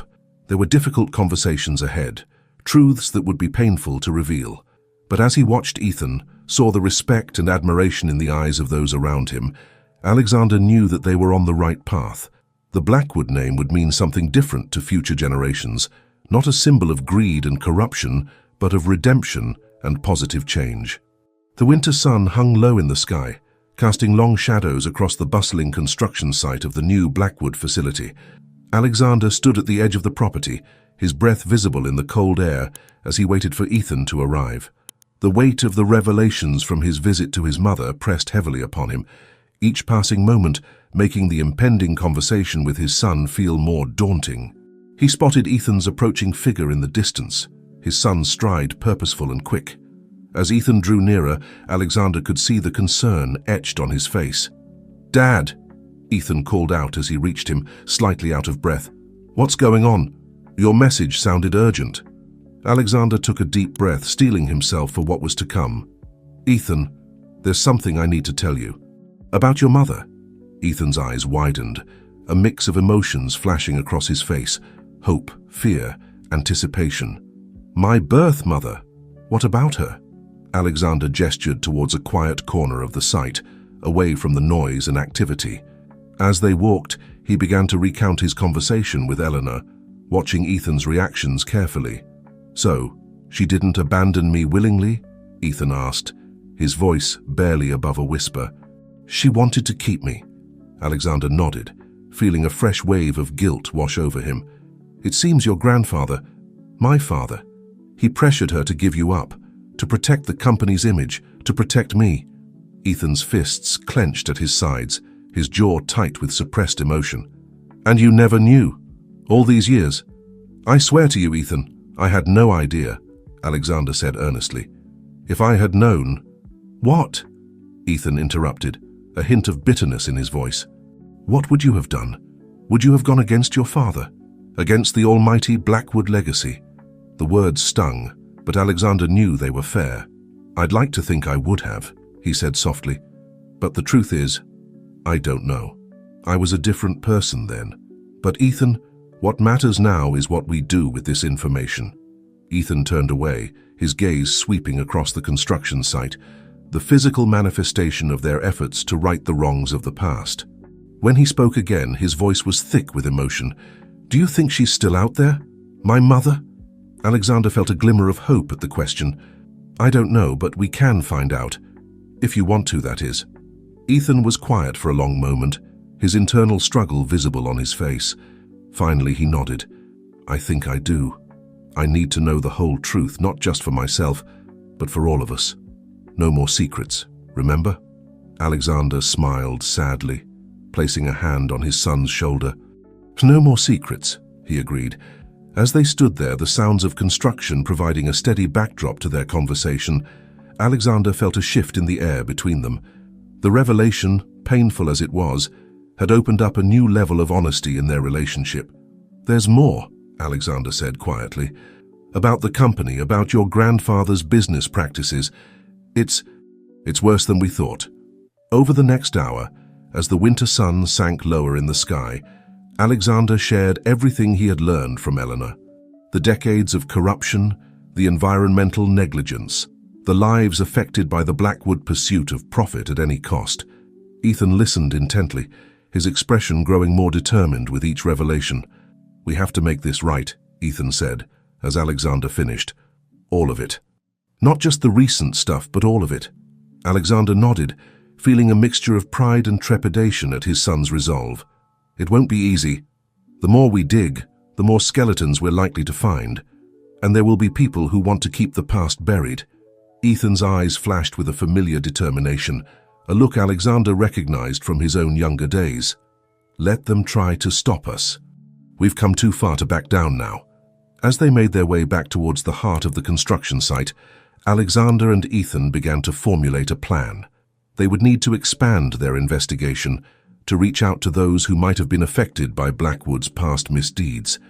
It would mean opening old wounds, facing harsh truths, and possibly putting the entire future of the company at risk. But as they walked among the partially constructed buildings, watching workers and community members working side by side to build something new, Alexander felt a renewed sense of purpose. This wasn't just about saving a company or clearing a family name. It was about fundamental change, about setting right decades of wrongs. "You know," Ethan said, pausing to watch a group of local students touring the eco-friendly water treatment facility, "when we started this, I thought it was just about turning the company around. But it's become something so much bigger, hasn't it?" Alexander nodded, feeling a swell of pride in his son's insight. "It has. We're not just changing Blackwood Enterprises. We're challenging the very idea of what a corporation can be, what it should be responsible for." As the day's work wound down and the site began to empty, Alexander and Ethan found themselves standing at the spot where the old Blackwood plant's main gate had once stood. The rusted remnants had been cleared away, replaced by an open space that would soon become a community garden. "Whatever happens next," Ethan said, his voice firm with resolve, "we face it together. As a family." Alexander felt a lump form in his throat at his son's words. Despite everything, the lies, the secrets, the years of deception, they had found their way to this moment. A moment of truth, of commitment to a shared vision of a better future. "Together," Alexander agreed, clasping his son's shoulder. As they turned to leave, the setting sun casting long shadows behind them, both men felt the weight of the task ahead. The road to redemption would be long and fraught with challenges. There would be resistance, setbacks, and moments of doubt. But in that moment, standing side by side on the ground that represented both their families' past mistakes and future hopes, Alexander and Ethan Blackwood were united in their determination. They would uncover the truth no matter how painful. They would make amends, no matter the cost.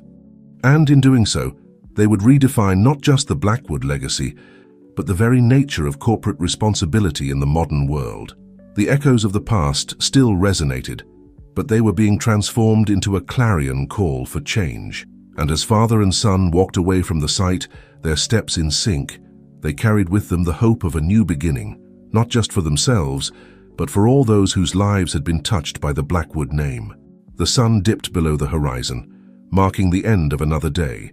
But for the Blackwoods, it felt like the dawn of a new era, one built on truth, responsibility, and the unwavering commitment to do what was right, no matter the challenges that lay ahead. The early spring sun peeked through the windows of Blackwood Enterprises' newly renovated headquarters, casting a warm glow over the conference room where Alexander and Ethan sat, surrounded by stacks of documents and laptops displaying complex spreadsheets. The past few months had been a whirlwind of activity as they delved deeper into the company's history, uncovering decades of questionable practices and hidden truths. "I think we've found something, Dad," Ethan said, his voice a mix of excitement and apprehension. He swiveled his laptop around, showing Alexander a series of financial transactions dating back nearly 30 years. Look at these payments. They're all to shell companies, but I've managed to trace them back to a single source. Alexander leaned in, his brow furrowing as he studied the screen. Catherine Reynolds, he read aloud, his voice barely above a whisper. Ethan, this is my birth mother, Ethan finished, his eyes meeting his father's. I know, and look at the dates. These payments started right after I was born and continued for years. The implications hung heavy in the air between them. Alexander felt a familiar mix of guilt and anger rising within him. Hush money, he said, his voice tight. My father was paying her off to keep quiet about you. Ethan nodded, his expression conflicted. But why did they stop abruptly 5 years ago? And more importantly, where is she now?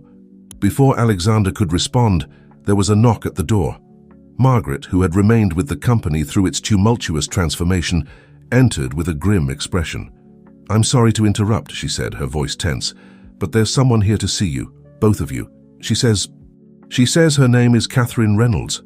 The world seemed to tilt on its axis as Alexander and Ethan exchanged shocked glances.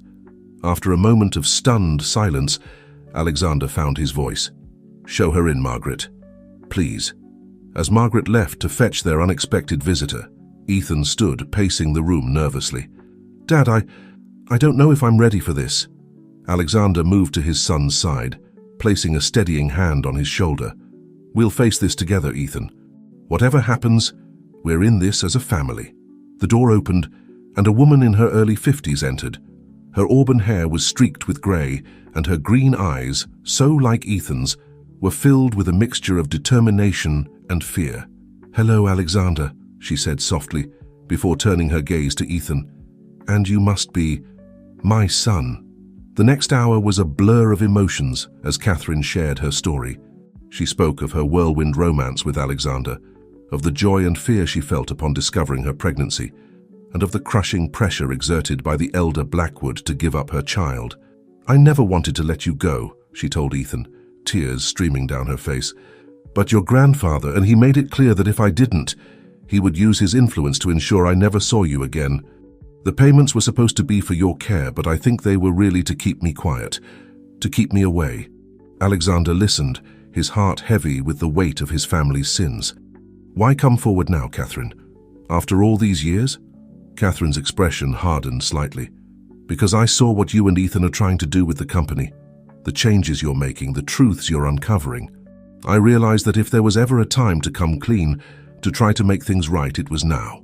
As the conversation continued, the full extent of the elder Blackwood's machinations came to light.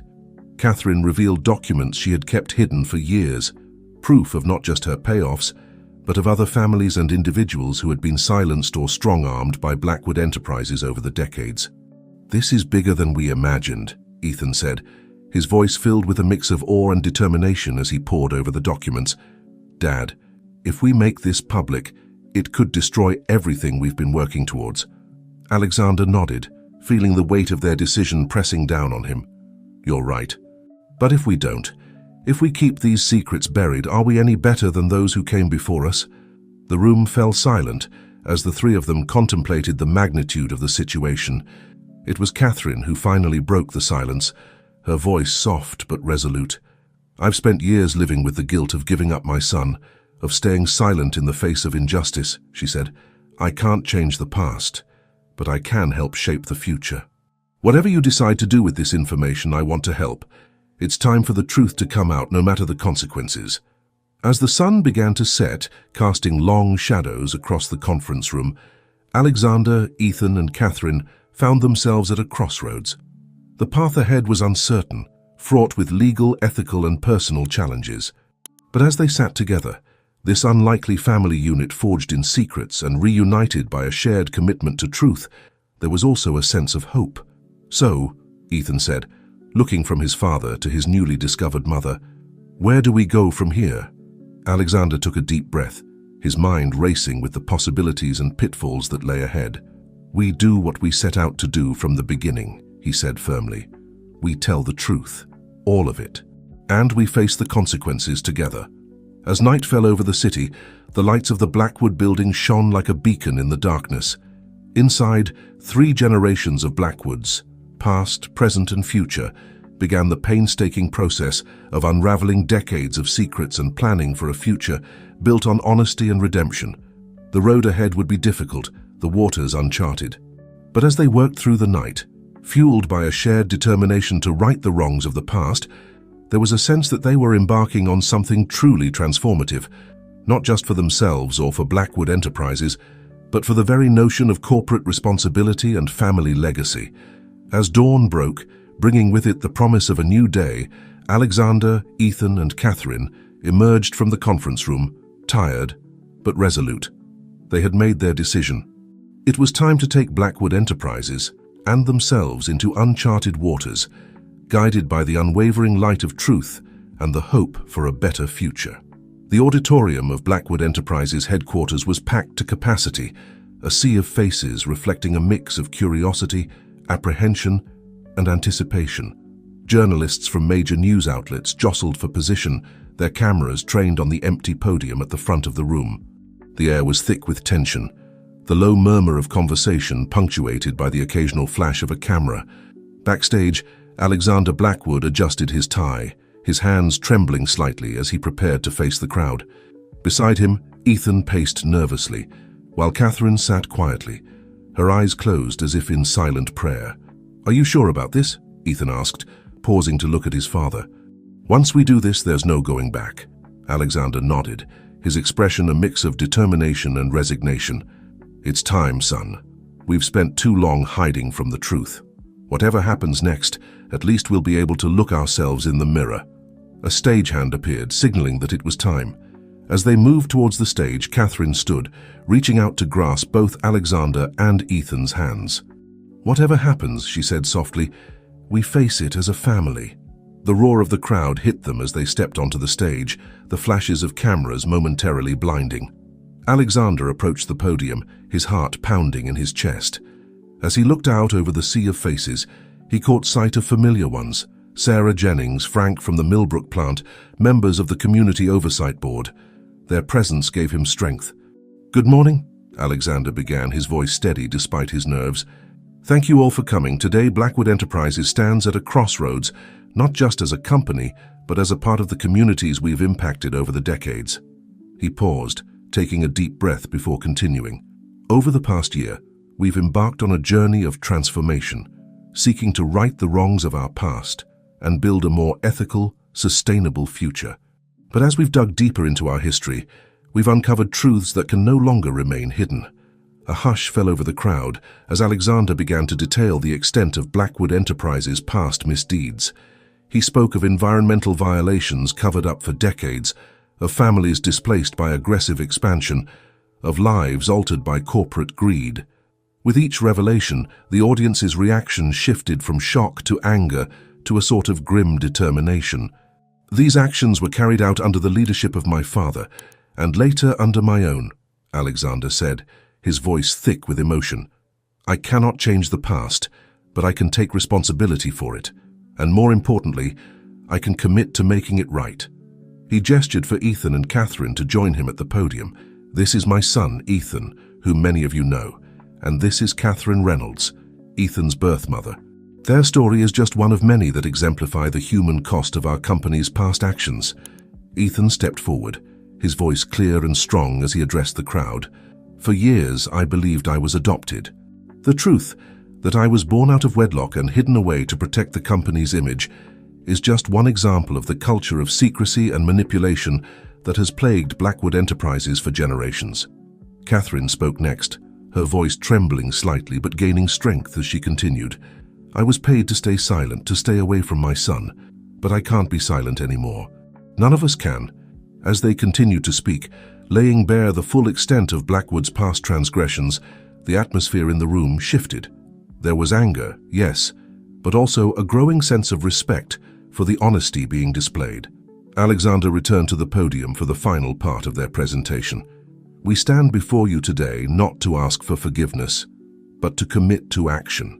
Effective immediately, Blackwood Enterprises will be establishing a substantial restitution fund for those affected by our past actions. We will be cooperating fully with all relevant authorities to address any legal ramifications of our disclosures." He paused, his gaze sweeping across the room. "Furthermore, we are proposing a radical restructuring of our company. We want to transition Blackwood Enterprises into a benefit corporation, with a legally binding commitment to balance profit with social and environmental impact." The announcement sent a ripple of surprise through the audience. Alexander pressed on, outlining their vision for a new kind of corporation, one that prioritized transparency, community involvement, and long-term sustainability over short-term profits. As he concluded his speech, Alexander braced himself for the reaction. For a moment, the room was silent. Then slowly applause began to build.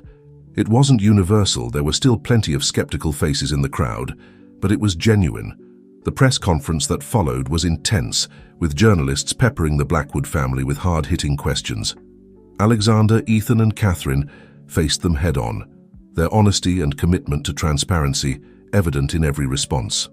As the event finally wound down, Alexander found himself exhausted but strangely exhilarated.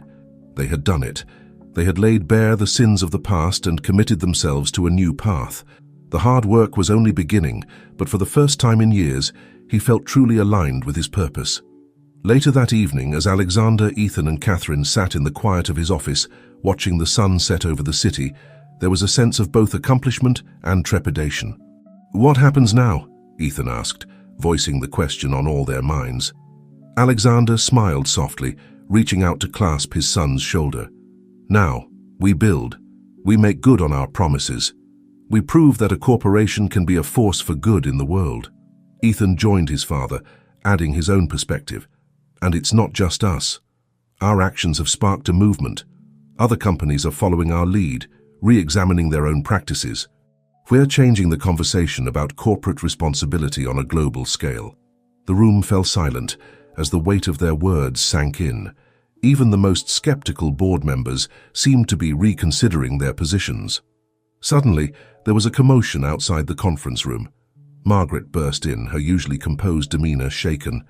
"I'm sorry to interrupt," she said breathlessly, "but you need to see this." She turned on the large screen at the end of the room, tuning it to a major news network.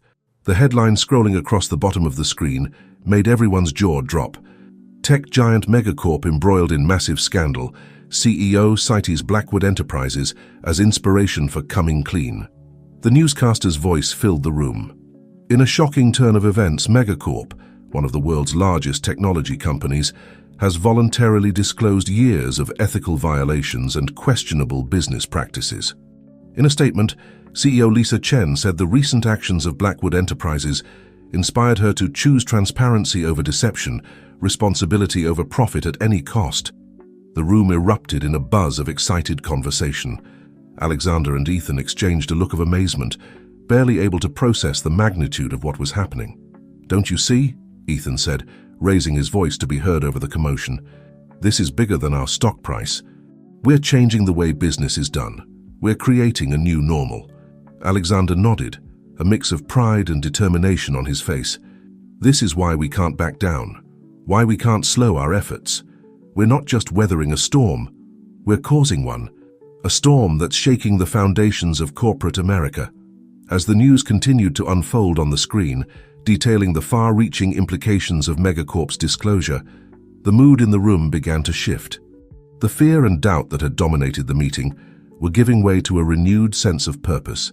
Vernon, who had been the most vocal about his financial concerns, spoke up.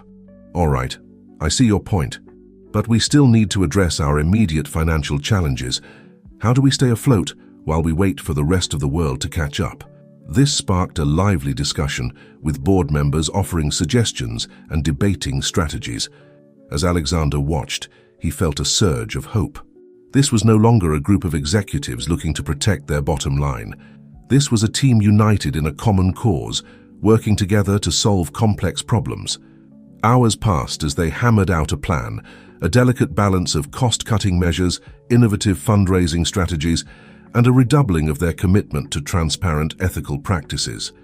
It wouldn't be easy, but it was a path forward that everyone could believe in. As the meeting finally adjourned, Alexander found himself alone in the conference room with Ethan. The city lights twinkled beyond the windows, a visual reminder of all the lives touched by their decisions. "We did it, Dad," Ethan said softly. "We held the line." Alexander nodded, feeling a complex mix of exhaustion and exhilaration. "We did. But this is just the beginning. The real test is still to come." As if on cue, Catherine appeared in the doorway, a tentative smile on her face. "I heard about what happened," she said. "The megacorp news is all over the internet. You've started a revolution." Alexander chuckled, the sound tinged with both amusement and disbelief. A revolution. Who would have thought the Blackwood name would ever be associated with something like that? The three of them stood together, looking out over the city, each lost in their own thoughts about the future. The path ahead was still uncertain, filled with challenges they had yet to face. But there was also a sense of hope, of possibility that hadn't existed before. "Whatever comes next," Ethan said, breaking the silence, "we face it together, as a family, as a company, as part of something bigger than ourselves." Alexander and Catherine nodded in agreement. As they left the conference room, walking together through the quieting offices, Alexander felt a profound sense of peace. They had weathered this storm, and they would weather the next, and the next after that. For the Blackwood legacy was no longer about profit margins or stock prices. It was about integrity, about responsibility, about the courage to do what was right even when it was difficult. And that, Alexander realized, was a legacy that could withstand any storm. As they stepped out into the cool night air, the wind had died down and the sky was clear. Stars twinkled overhead, distant but bright, like the promise of a better future.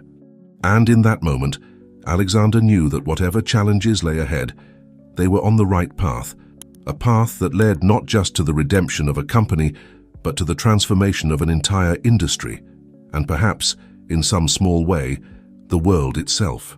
The first rays of dawn were just beginning to peek over the horizon as Alexander Blackwood made his way into the federal courthouse. The weight of the day ahead pressed heavily upon his shoulders, but there was a steely determination in his eyes. Today was the beginning of the government's investigation into Blackwood Enterprises' past misdeeds, and Alexander was prepared to face whatever consequences may come. As he approached the entrance, he saw Ethan and Catherine waiting for him, their faces a mixture of concern and support. "Are you ready for this, Dad?" Ethan asked, his voice low and serious. Alexander nodded, straightening his tie. "As ready as I'll ever be. Remember, no matter what happens in there, we stick to the truth, all of it." The trio made their way through security and into the austere hearing room. Already, it was packed with journalists, industry watchdogs, and curious members of the public.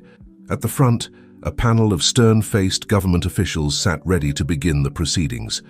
As Alexander took his seat at the witness table, he could feel the weight of hundreds of eyes upon him. The lead investigator, a sharp-eyed woman named Agent Rossi, began her questioning without preamble. "Mr. Blackwood, you've come forward with some very serious allegations about your company's past practices.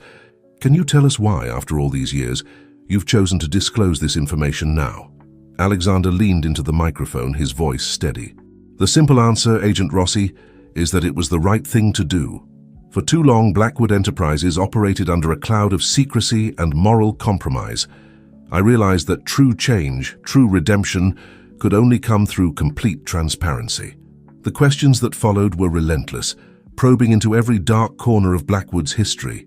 Alexander answered each one honestly, often providing even more damning information than the investigators had uncovered on their own.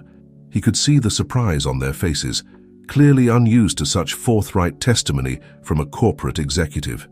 As the day wore on, the scope of Blackwood's past transgressions became clear.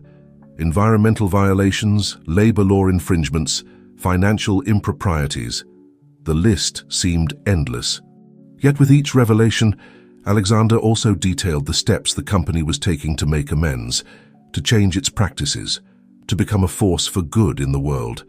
During a brief recess, Ethan approached his father, his face etched with concern. "Dad, are you sure about this? Some of what you're revealing, it could lead to criminal charges." Alexander placed a hand on his son's shoulder, his expression resolute. "I know, Ethan. But we can't build a better future on a foundation of lies. Whatever the consequences, we face them head on." As the hearing resumed, the tone of the questioning began to shift. The investigators, initially skeptical, seemed increasingly intrigued by Blackwood's new direction. Agent Rossi, in particular, pressed Alexander on the company's plans for the future. "Mr. Blackwood, given the extent of your company's past violations, why should we believe that anything has truly changed? How can you assure this panel and the public that Blackwood Enterprises is genuinely committed to reform?" Alexander paused, considering his words carefully. "Agent Rossi, I can't undo the past. The mistakes we made, the people we hurt, that will always be part of our legacy. But what I can do, what we are doing, is working tirelessly to build a new legacy. One of transparency, accountability, and positive impact." He went on to detail the company's radical restructuring, its new benefit corporation status, the oversight committees, and ethical guidelines now in place. As he spoke, there was a palpable shift in the room. The hostility that had marked the early part of the day was giving way to a cautious respect. As the hearing finally drew to a close, Alexander felt drained but oddly invigorated. They had faced their past head-on, laid bare their sins for all to see. Whatever came next, they would face it with clear consciences. Outside the courthouse, a crowd of reporters awaited them. Questions were shouted from all directions, cameras flashed incessantly. Alexander raised his hands, calling for quiet. "Today was about facing our past," he began, his voice carrying across the courthouse steps, "about taking responsibility for mistakes made over decades. But it was also about charting a new course. Blackwood Enterprises is committed to not just changing our own practices, but to changing the very nature of how business is done." He paused, looking out over the sea of faces. "We know we have a long way to go to earn back the public's trust, but we're ready for that journey. Because at the end of the day, this isn't just about saving a company. It's about proving that corporations can be a force for good in the world. That profit and ethics aren't mutually exclusive, that it's never too late to choose to do the right thing."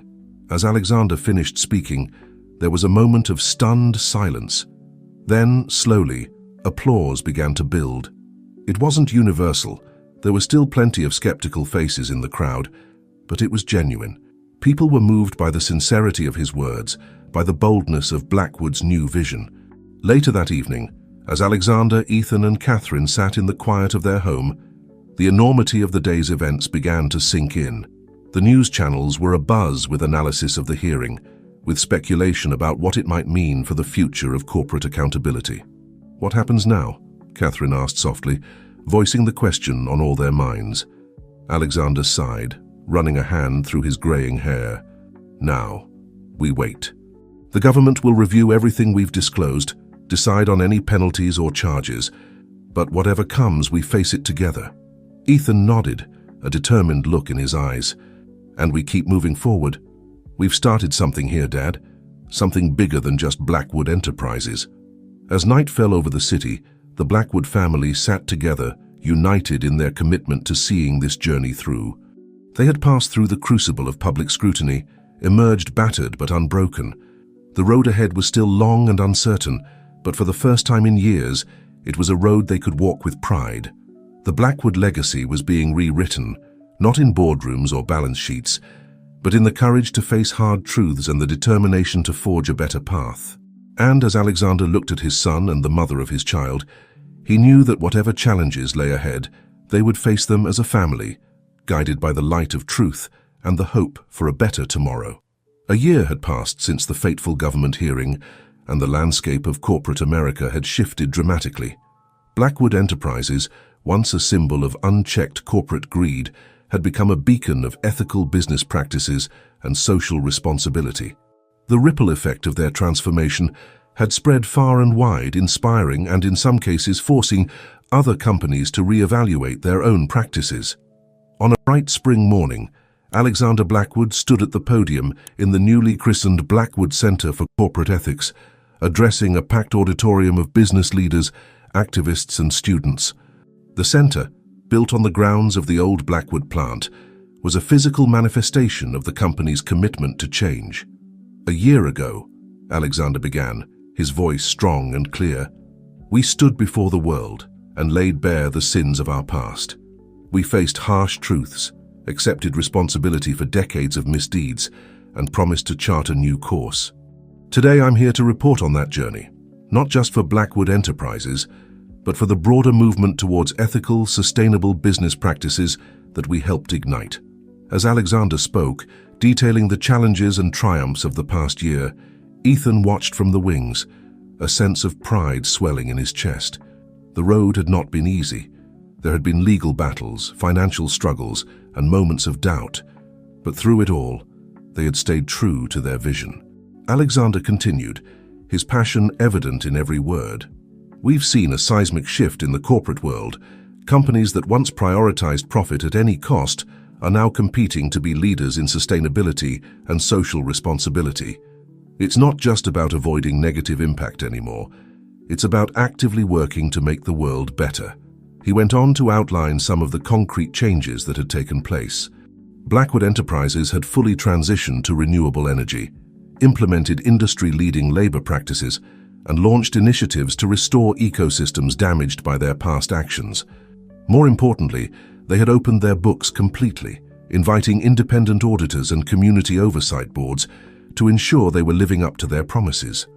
As Alexander concluded his speech, the applause was thunderous. But it wasn't just the audience in the auditorium who were moved.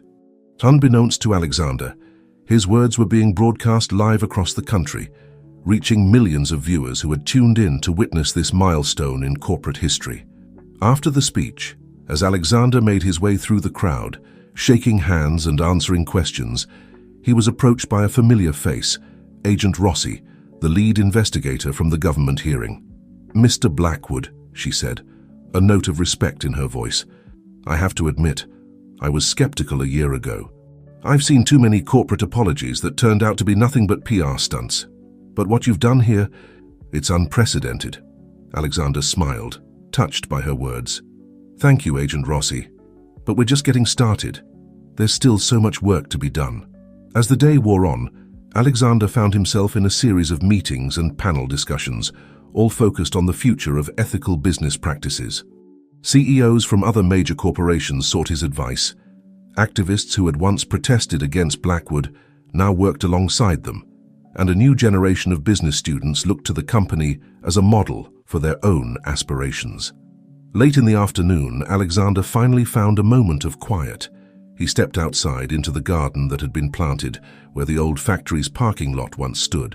Here, amidst the blooming flowers and buzzing bees, he felt the full weight of the transformation they had undergone. He was soon joined by Ethan and Catherine, both of whom had played crucial roles in the day's events. Ethan had led a workshop on transparent financial practices, while Catherine had shared her story as part of a panel on corporate accountability. "Can you believe it, Dad?" Ethan said, his eyes shining with excitement. "A year ago we were facing federal investigations and public outrage. Now we're leading a global movement." Catherine nodded, a soft smile on her face. "It's more than I ever dreamed possible. But Alexander, are you ready for what comes next? The world is watching us now, expecting us to lead the way." Alexander took a deep breath, looking out over the garden. In the distance, he could see the skyline of the city, a reminder of the broader world they were trying to change. "I'm ready," he said softly. "We've come too far to turn back now. Whatever challenges lie ahead, we'll face them together." As the sun began to set, casting a golden glow over the Blackwood Center, the three of them stood in companionable silence. They had rewritten the Blackwood legacy, transforming it from a cautionary tale into a story of redemption and hope. But more than that, they had planted the seeds of change in the broader corporate world. Alexander knew that the journey was far from over. There would be new challenges to face, new battles to fight. The forces of greed and short-term thinking were still strong in the business world. But as he stood there with his family, watching the first stars appear in the darkening sky, he felt a sense of hope that he hadn't experienced in years. The Blackwood name, once synonymous with corporate excess, was now becoming a rallying cry for a new way of doing business. A way that balanced profit with social responsibility, that prioritized long-term sustainability over short-term gains. It was a legacy that Alexander could be proud to pass on to future generations. As they turned to head back inside, ready to face whatever the future might bring, Alexander felt a renewed sense of purpose. They had weathered the storm, faced their past, and emerged stronger for it. Now it was time to look forward, to continue the work of building a better, more ethical business world. The seeds of change had been planted, and with nurturing and care, they would grow into a forest of possibility, changing the landscape of corporate America, and perhaps the world, for generations to come. The Blackwood legacy, once tarnished by greed and secrecy, now shone as a beacon of hope and transformation. And that, Alexander realized, was the greatest achievement of all. The crisp autumn air carried a sense of anticipation as Alexander Blackwood stood at the edge of a vast field, once barren and contaminated, now teeming with the promise of new life. Rows of solar panels stretched as far as the eye could see, their surfaces gleaming in the early morning sun. This was the site of Blackwood Enterprises' most ambitious project yet, a state-of-the-art renewable energy facility built on reclaimed land. Beside him, Ethan surveyed the scene with a mix of pride and determination. "It's incredible, isn't it?" he said, his voice tinged with awe. "To think, just a few years ago, this was a toxic wasteland. Now it's powering homes and businesses across 3 states. Alexander nodded, a small smile playing at the corners of his mouth. "It's more than just an energy project, Ethan. It's a symbol of what's possible when we commit to doing things the right way." As they walked among the solar arrays, Alexander reflected on the journey that had brought them to this point. The past 2 years had been a whirlwind of change, not just for Blackwood Enterprises, but for the entire corporate landscape. Their bold moves towards transparency and ethical business practices had sparked a revolution, forcing other companies to follow suit or risk being left behind. Their tour was interrupted by the arrival of Catherine, who jogged up to them with an excited gleam in her eye. "You both need to see this," she said, holding up her tablet. "The results from the latest environmental impact study just came in." As they huddled around the screen, Alexander felt a surge of emotion. The data showed a dramatic improvement in local air and water quality, the return of native plant and animal species, and a significant reduction in carbon emissions for the entire region. "This is it," Ethan breathed, his voice filled with wonder. "This is the proof we've been waiting for. We're not just talking about change anymore, we're making it happen." Their moment of celebration was interrupted by the buzz of Alexander's phone. It was Margaret, her voice tight with urgency. "Mr. Blackwood, I'm sorry to interrupt, but there's a situation developing at headquarters. The board is calling an emergency meeting." Alexander's brow furrowed with concern. "What's going on, Margaret?" "It's the Hartley merger, sir," she replied. "There are complications."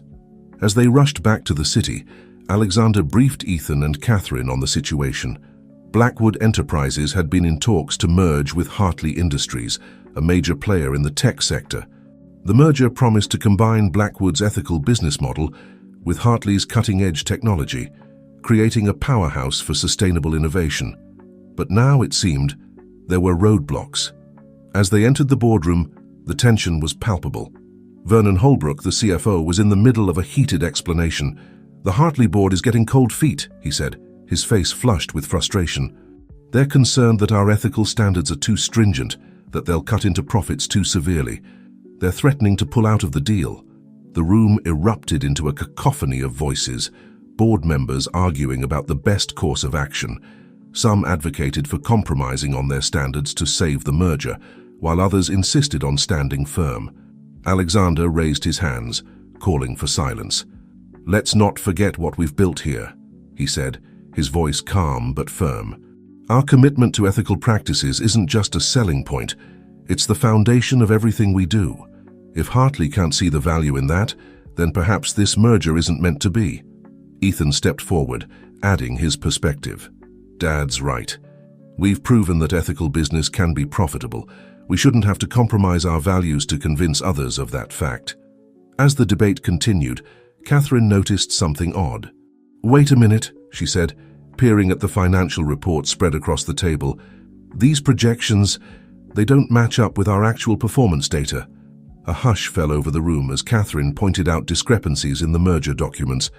It quickly became clear that someone had manipulated the data, making Blackwood's ethical practices appear more costly than they actually were.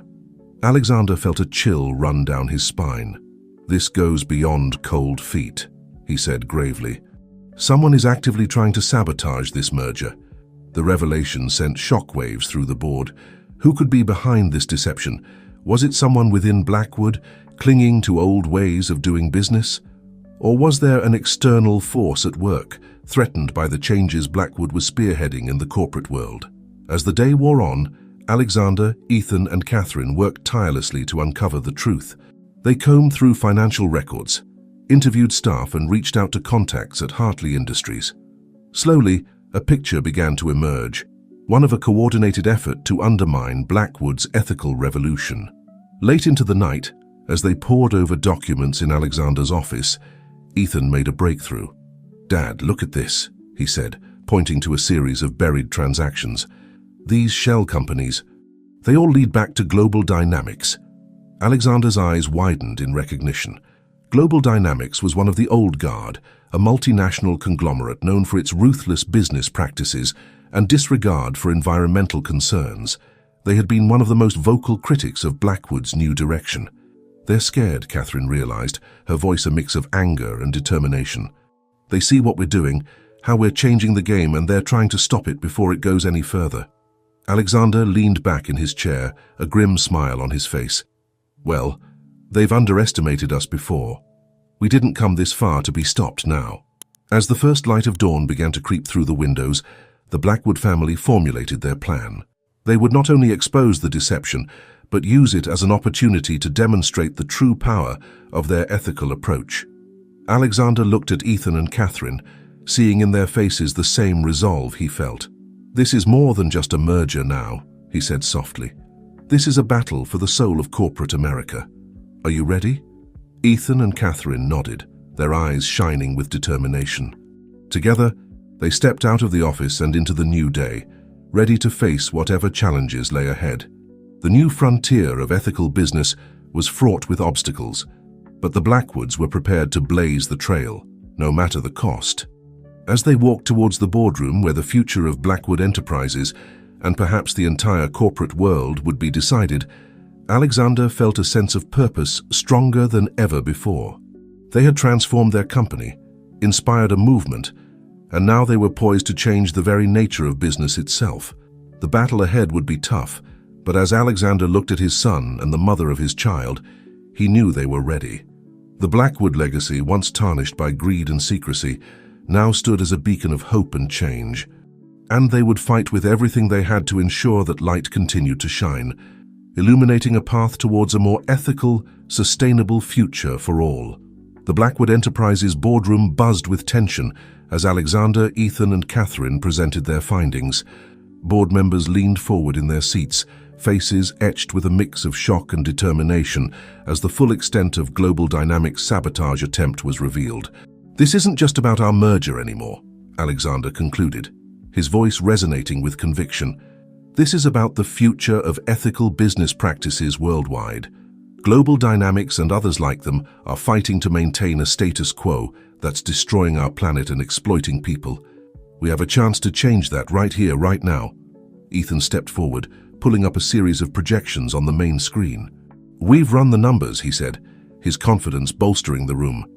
"If we expose Global Dynamics tactics and double down on our commitment to ethical practices, we don't just save the Hartley merger, we position ourselves as the undisputed leaders in corporate responsibility." The board erupted into discussion, the energy in the room palpable.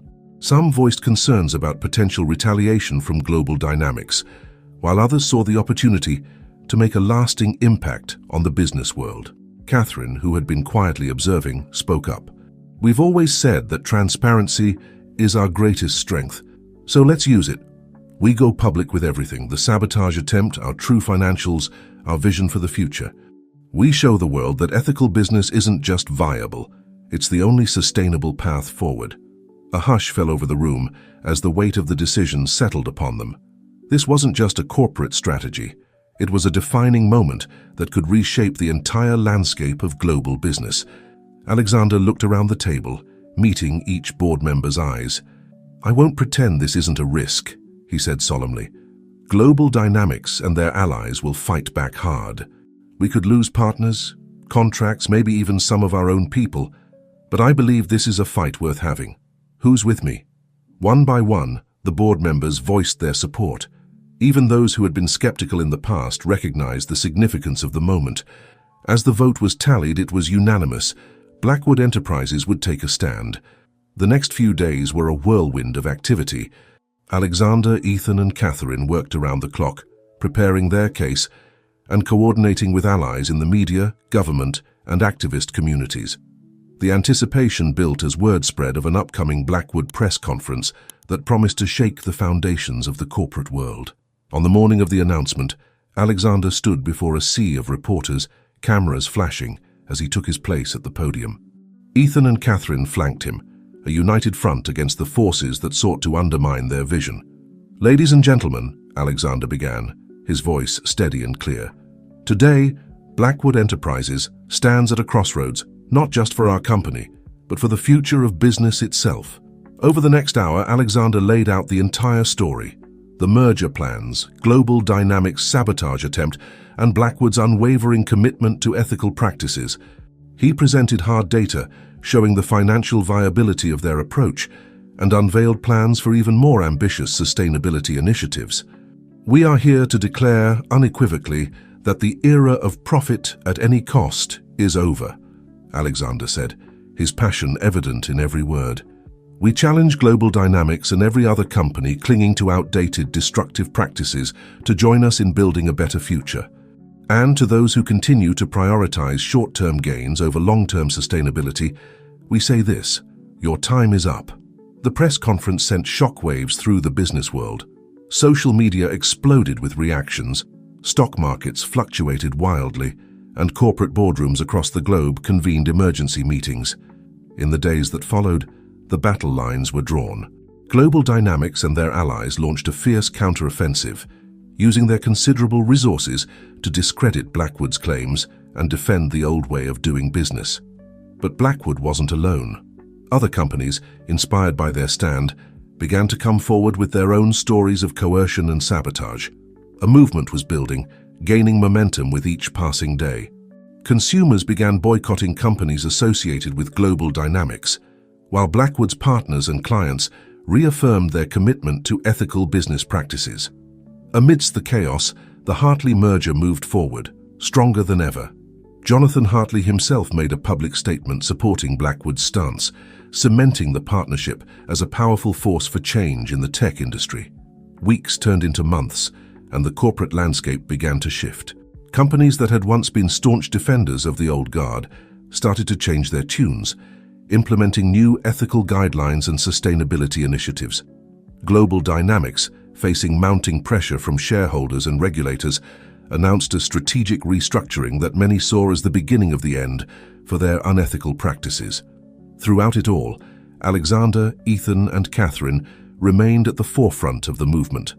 They testified before congressional committees, spoke at international forums, and worked tirelessly to support other companies transitioning to more ethical models. One evening, as they stood on the balcony of Blackwood headquarters, looking out over the city skyline, Alexander felt a profound sense of accomplishment wash over him. "Do you remember when we started this journey?" he asked softly, turning to Ethan and Catherine. "We thought we were just trying to save our company. But look at what we've started." Ethan nodded, his eyes shining with pride. "We've changed the conversation. Companies aren't just asking if they can be ethical anymore, they're realizing they have to be." Catherine squeezed Alexander's hand, her voice thick with emotion. "And we've done it as a family. Despite everything, despite all the secrets and lies that came before, we've built something truly meaningful together." As the sun set on another day of their ongoing revolution, Alexander Blackwood felt a sense of peace he hadn't experienced in years. The road ahead was still long, the fight far from over, but they had turned a corner, reached a point of no return. The business world would never be the same again. The Blackwood legacy, once a cautionary tale of corporate greed, had become a beacon of hope for a more ethical, sustainable future. And as Alexander stood there with his son and the mother of his child, he knew that whatever challenges lay ahead, they would face them together, as a family, as a company, and as leaders of a movement that was changing the world, one ethical decision at a time. The turning point had come, and Blackwood Enterprises was leading the way into a new era of corporate responsibility. The future, at last, looked bright, not just for their company, but for the entire world. 5 years had passed since Blackwood Enterprises' groundbreaking stand against corporate malfeasance, and the world of business had undergone a seismic shift. The Blackwood-Hartley merger had become a case study in ethical corporate practices, inspiring a wave of similar partnerships across industries. Alexander Blackwood, now in his early 60s, stood at the podium of the United Nations Global Compact Summit, addressing a room full of world leaders, corporate executives, and activists. "When we began this journey," Alexander said, his voice carrying the weight of experience, "we were told that ethical business practices and profitability were mutually exclusive. Today we stand as living proof that not only can they coexist, but they are essential for long-term success and global sustainability." As he spoke, Alexander couldn't help but reflect on the transformative years that had led to this moment. The battle against global dynamics had been long and hard fought, but ultimately, it had catalyzed a revolution in corporate governance. Companies that had once prioritized short-term gains at any cost were now competing to be leaders in sustainability and social responsibility. Ethan, now a respected figure in his own right, sat in the front row, beaming with pride as his father outlined Blackwood Enterprises' latest initiatives. The company had expanded its renewable energy projects globally, pioneered breakthrough technologies in environmental restoration, and implemented industry-leading labor practices that were being adopted worldwide. As Alexander concluded his speech to thunderous applause, he felt a familiar hand on his shoulder. Catherine, who had become an influential advocate for corporate transparency, stood beside him, her eyes shining with emotion. "You did it, Alex," she said softly. "You've changed the world." Alexander shook his head, a humble smile on his face. "We did it, all of us. It was never just about one company or one family. It was about proving that change is possible, that we can build a better future if we're willing to fight for it." The rest of the summit was a whirlwind of meetings, panel discussions, and negotiations. Alexander, Ethan, and Catherine found themselves at the center of it all, their expertise and experience sought after by leaders from every corner of the globe. The Blackwood name, once synonymous with corporate greed, had become a beacon of hope and progress. As the event wound down, the Blackwood family retreated to a quiet corner of the conference center. They were joined by Sarah Jennings, now the governor of their home state, and Frank, the former union leader, who had become a key ally in their quest for ethical business practices. "I never thought I'd see the day," Frank said, shaking his head in wonder. "Union leaders and CEOs working together, companies competing to be the most socially responsible. It's like a whole new world." Sarah nodded in agreement. "And it all started with you three," she said, looking at Alexander, Ethan, and Catherine with admiration. "You took a stand when it would have been easier to look the other way. You risked everything to do what was right." As they reminisced about the challenges they had faced and overcome, Alexander felt a deep sense of contentment wash over him. The path had not been easy. There had been setbacks, moments of doubt, and fierce opposition. But through it all they had persevered, driven by a shared vision of a more equitable and sustainable world. Ethan, who had been quietly observing the conversation, suddenly spoke up. "You know, when we started this, I thought it was about saving a company. Then I thought it was about changing an industry. But now I see it was about something much bigger. We've redefined what it means to be successful in business." Catherine reached out, squeezing Ethan's hand. "And in doing so, we've redefined our own legacy. The Blackwood name will be remembered not for what it once was, but for what it became, a catalyst for positive change." As the sun set on the final day of the summit, Alexander stood by the window, looking out over the city skyline. He thought about his father, about the old Blackwood Enterprises, about the years of secrets and compromise. It all seemed so distant now, like a half-remembered dream. Ethan joined him, following his gaze out to the horizon. "What are you thinking about, Dad?" Alexander smiled, turning to face his son.